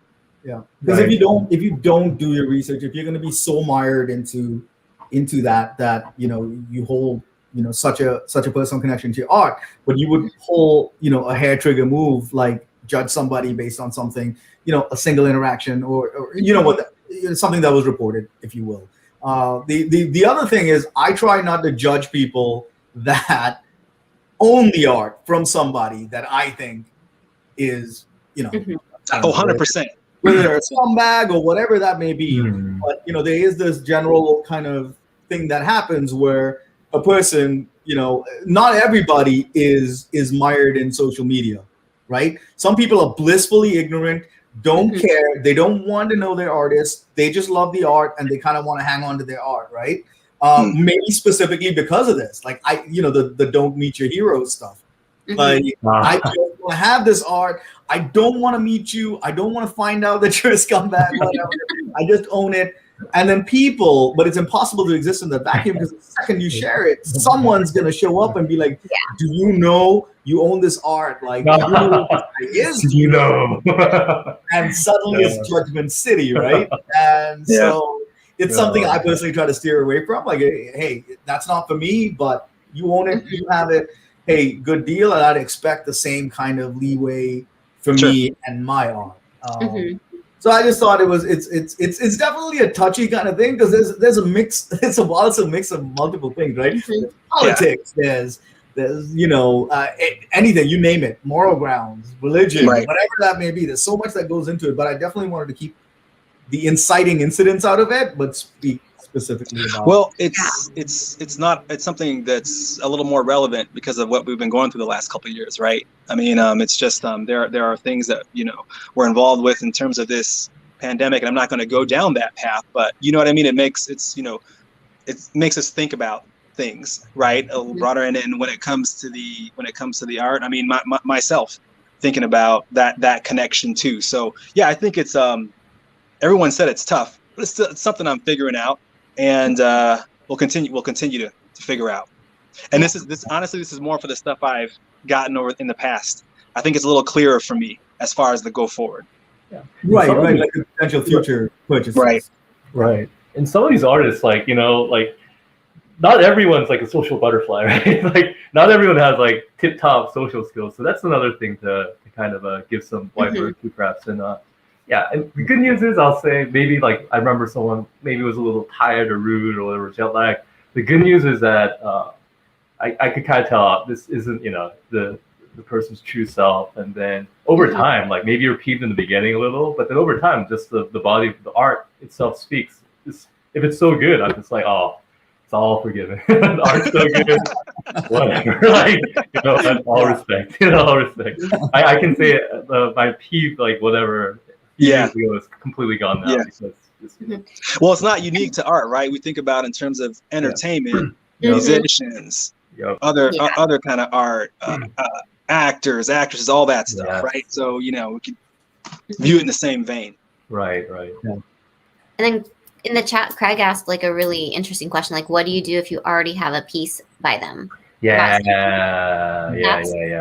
The answer to that was like the answer to Kahlil's first with me was most of the art that I've ended up selling has been stuff that I've had a negative experience with. But hey, there's other stuff that you know. I would say there's like two pieces that you know I wouldn't put it out there and say like, hey guys, look what I have, but I'm not selling it either. Cool. Yeah. It's a good topic, though. I think it's something we definitely we think about. Yeah, comes up. Yeah. Right. Yeah. For me, I don't know. I think that if you knew everything about all your favorite creators, you wouldn't have half of your collection. And so if you're going to base it off of, you know, because most people aren't going to be honest with, you know, right. If they know that they're going to get a bad rep for speaking their mind, they're not going to speak their mind in most cases. And so I don't know. I think I hear you there, Bill. So do you have to hate the people or dislike the people for, you know, for their opinion and such that you don't want to own their artwork? I mean, and I know that we're talking about different things here. It's your personal experience with the artist, you know, them having a bad day and jet lag versus other things. I think it's just tough because, you know, I don't know. I've always been a more middle of the road kind of guy. I'd rather not judge people by those things, but I know that it's important. Like Mikhail was saying earlier, you're buying art. It's the same thing as investing in the stock market. If your focus is on investing in companies that have the same like mindset as you, and that's the only way you want to go, and so then you stick with artists that have that kind of fall in line with what you want to see in the world or whatever, then I get that. There's nothing wrong with that, but at the same time, you know, for me, I wouldn't say I look the other way. I read a lot and whatnot, but I would try not to let that, at least for me, I probably wouldn't allow that to like mess up my decisions on wanting to buy something. If I really like it, or if I want to keep it, I mean, I get it. Because the worst thing is that the moment that happens, that piece of art is no longer valuable, you know, and you can't sell it, right? I mean, but yeah, I mean, you've seen the comments in there about issues with some people being, you know, labeled sex offenders and those sorts of things. You know, that crosses the line for sure, you know, and then you're stuck with the art, or, you know, that'd be somebody you would probably never want to buy something from again, especially if they've gone to court and you know for sure it's not innuendo. But I don't know, by and large, that's probably how I would say I would approach things, you know, because I own some art from some people that I think most people don't want to own by anymore, but it doesn't make me like the art any less. I know I probably could never sell it, but I'm never, but I'm not, I can't hold that against that person, you know, because I don't know, I guess I don't take the outward persona and then look at the art and that's all I can think of. I mean, I can still look at the art and say I love it, and at least in most cases. So great, but a great topic, Eranga, because there's a lot of these challenging things going on every day in the hobby. You know, I mean, and people should be held accountable for things they say or things they've done in the past, and people should be allowed to, you know, vote with their feet, you know, in their pocketbooks, and they don't need to give you the time of day if they don't want to. And I don't hold that against anybody at all for having to have that kind of perception of their heroes in the hobby if that changes their view of them. And yes, I'm glad we didn't mention any names, because there's been lots of, I mean, there's at least a dozen people in the last couple months that we could. Oh geez, could go on. So there was a time last summer, like every time a creator's name trended on Twitter, I was like, please don't let it be someone else. Please. Yeah, seriously, messes you up. Messes me up. Yeah. Right. No, it's difficult, but I get it though. I mean, I don't hold, you can't.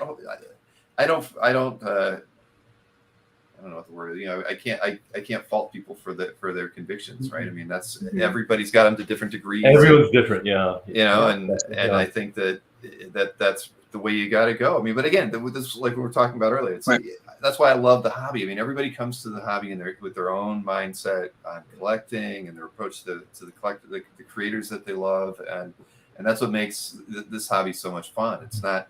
We're not buying comic books that are, you know, it's just different, and we can approach them very differently. Yeah. So, Yep. Boy, Eranga, we got to have you on more often. Yeah.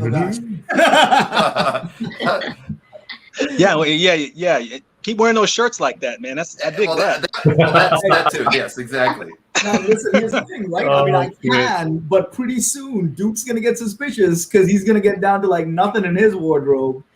Because, you know, I've been like stealing his stuff. Oh man.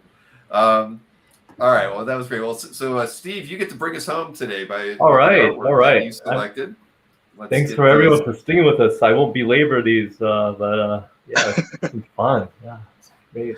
All right, so I'll be quick to the point. The Frazetta bloodline lives on. This is by Sarah Frazetta. She's one of the grandchildren of Mr. Frazetta, and yeah, she's good. She's as far as I know, she's a friend, and as far as I know, she's pretty much self-taught. So you can see kind of the homage to past Frazetta work right here, but then it's a crossover between what Mars Attacks and Red Sonja, and she's been doing variant covers for Dynamite. So definitely well on her way, and I'm pretty proud of her.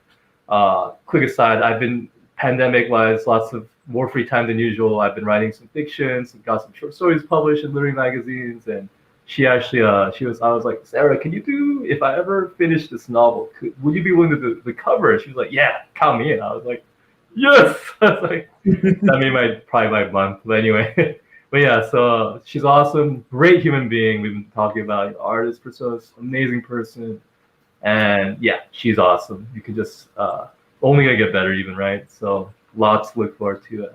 So that's that. I love that, man. That's a beautiful piece. She's on Capt. She has her own account, so you can check her out. Sarah Frazetta, Sarah with no H. Yeah, it's good stuff. Oh, right on. Yeah. Yeah. I got some of her early sketches and stuff. But it's great. Yeah. And she knows her art, by the way. I sent her a little sketch card by Bill Sinkovich, and she knew him, right? She was like, "Oh, he's one of my favorites." I was like, "All right, you know better than I do." That's so, what you, yeah, I mean, this is a how dare I, right? The granddaughter of Mr. Franklin. So, yeah. Do you know if this is a commission or a published piece? Oh yeah, this is a published cover. Yeah. Okay. So and shout out to the inker, Sebastian Chung as well. Awesome job. And yeah, this is you can actually buy the comic. Yeah. So she's done some vampy work, some Vampirella, and yeah, definitely. So it's cool. Yeah. Very cool, man. Yep. Yeah. Awesome. Thumbs up. And then last but not least, the big red. This is 4 by 4 feet. Oh, holy smoke! And it's from the collection of Pat Robinson. I've been talking with him on and off. Shout out Pat. He's been kind enough, even while on vacation, to just smile a little, and just he has a great fancy collection. And a lot of the big names that some of us might be familiar with, if you've read Dragonlance, the old TSR stuff. The greats include Elmore, Caldwell. This is by Jeff Easley. All those early Dungeons and Dragons source books, they were the ones, the progenitors, really awesome. And yeah, I think this is from a Renaissance fair, and I think Jeff Easley literally just drew it right at the fair. These masters, it's amazing what they can do just on the spot. And yeah, and it's I asked him how much it cost to ship to you. It was like he had people make a crate for him, shipping people. Said it costs I hope it's okay to talk about this, for $600, crazy shipping fees, right? Ooh. But for an amazing piece, amazing piece. So yeah, I keep looking at this. I'm a little worried for myself. What will happen? Oh, geez, yeah, maybe a road trip now. But yeah. So I just thought it was great. Again, a testament to the non-comic per se art on Capt, because this is on Capt. It's really rich. I don't know what to call it, ecosystem of non-comic pieces too. So hopefully, there's a lot of. I'm learning every day, right? I've been collecting comics for forever. Art, not as much, but I love just seeing. I had no idea, despite all my fancy D&D nerd geekdom, that Jeff Easley did a piece like this, and it's on Capt.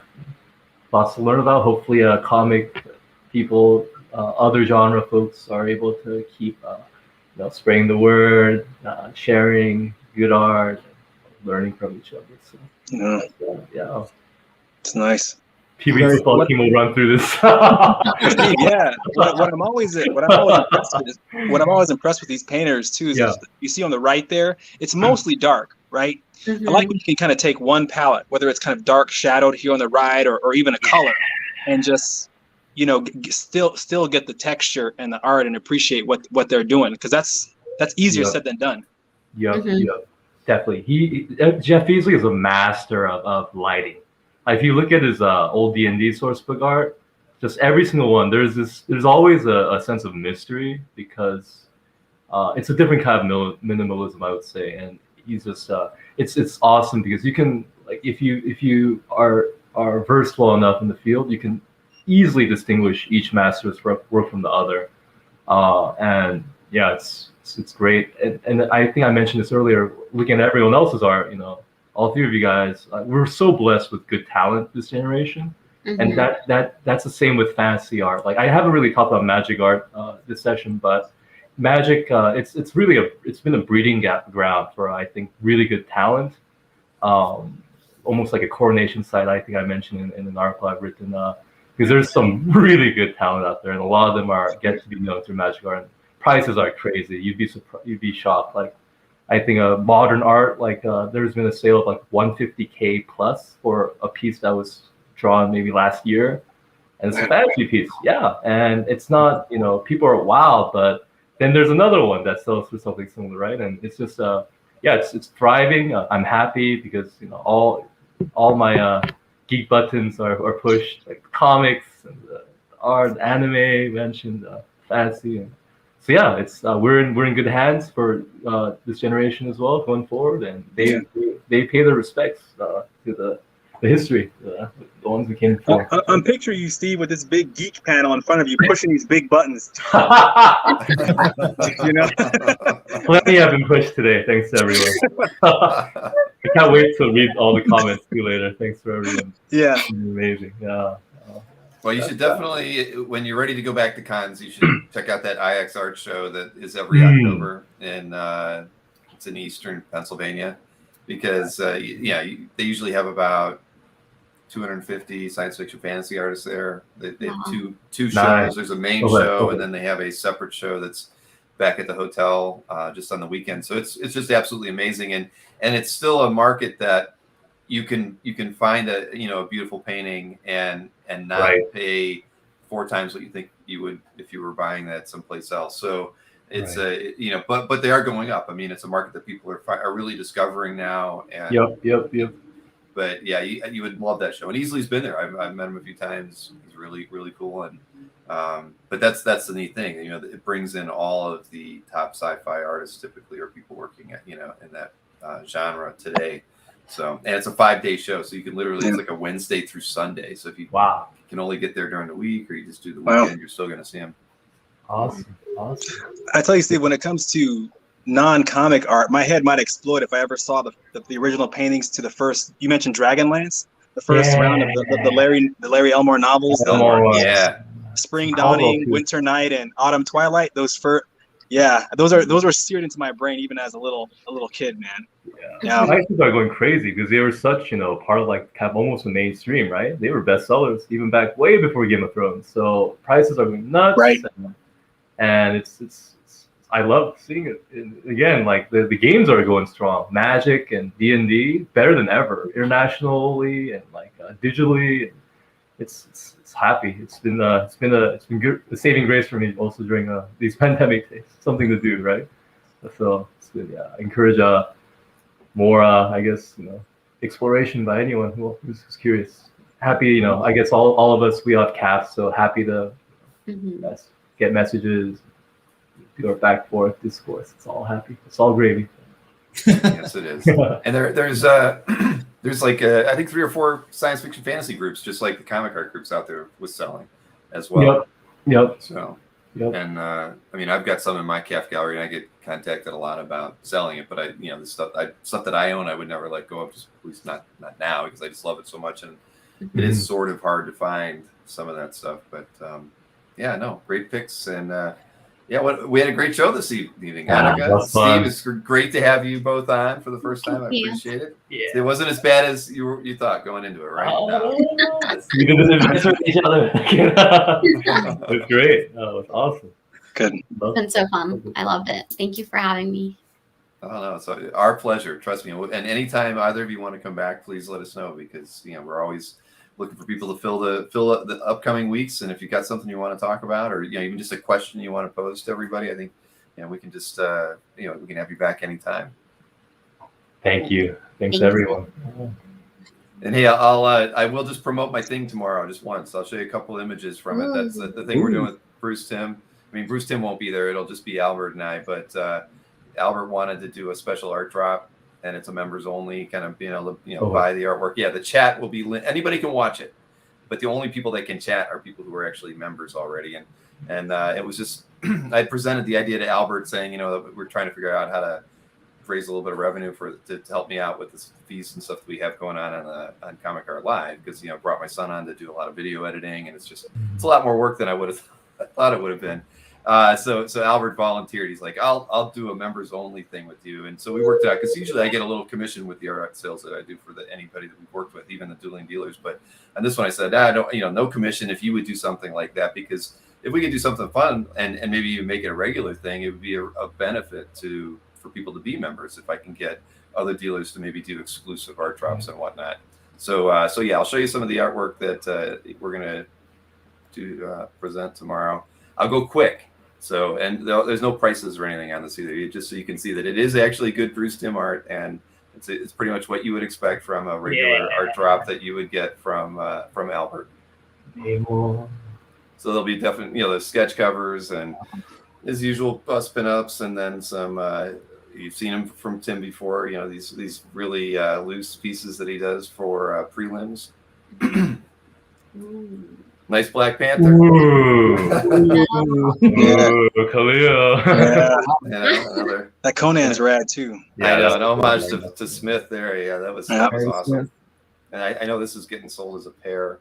And then a few more sketch covers. Yeah, just everything you'd want from Bruce Timm. Oh. Wow. Even some. I'm not even sure he mentioned this is like a Kirby warm up. So right. How could that be I'm sure it's a panel, but man, and actually it's probably the most affordably priced thing, in all of this. I was like, that's all he wants for that. I might have to buy that if no one takes it.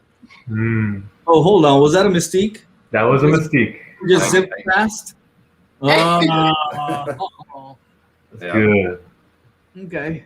Oh, I should have shown those on there. This is a kid-friendly show. Where are your moderators, Bill? Oh man, I am in trouble now. The YouTube moderators are going to get me for that one. Oh, that Storm was awesome too. Yeah, the Storm was a good one. Wow. A few more Marvel characters in here. I know. I told him that too. I actually said, I'm like, well, where are they? He's like, well, Bruce does what Bruce likes. So he's like, I have no control over it. He really mixes it up. You have 5 Wonder Women; they're all different. It's pretty cool. Yeah. No, I agree. Yeah, and, a couple were on sketch covers, and we were just regular pinups. So it'll be a good selection. And he said when he went to Torpedo that he met Bruce there, and Bruce just gave him a stack. So what Albert said was that anything that doesn't sell, he's going to be doing his first big Bruce Timm art drop sometime in September. So if it doesn't sell there, he's going to sell it over there.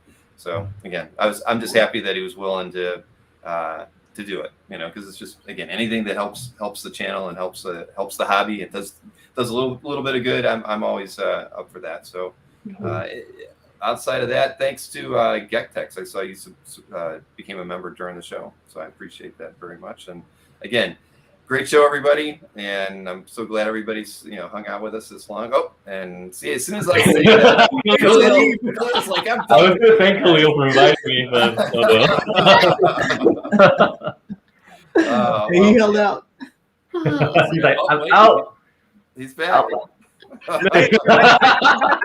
had to throw that one in there, Bill. I knew you would get me back on. I had that last one was on purpose. Oh, it's great. Oh, yeah. I'm sorry to have interrupted you. You were saying?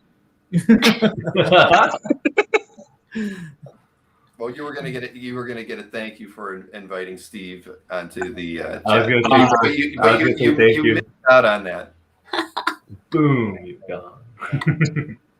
So all right, so great show as always. We'll be back here again next Sunday with a different cast of panelists, but it will. They're always great, and again, lots of thoughtful conversation this evening. I really appreciate it, and we had a lot of our usual activity in the chat, so I love it, and I appreciate every one of you. So have a good evening, and I've got 4 shows coming up after tonight, so I'm going to be on a lot. Anybody that wants to tune in, you'll find me most evenings.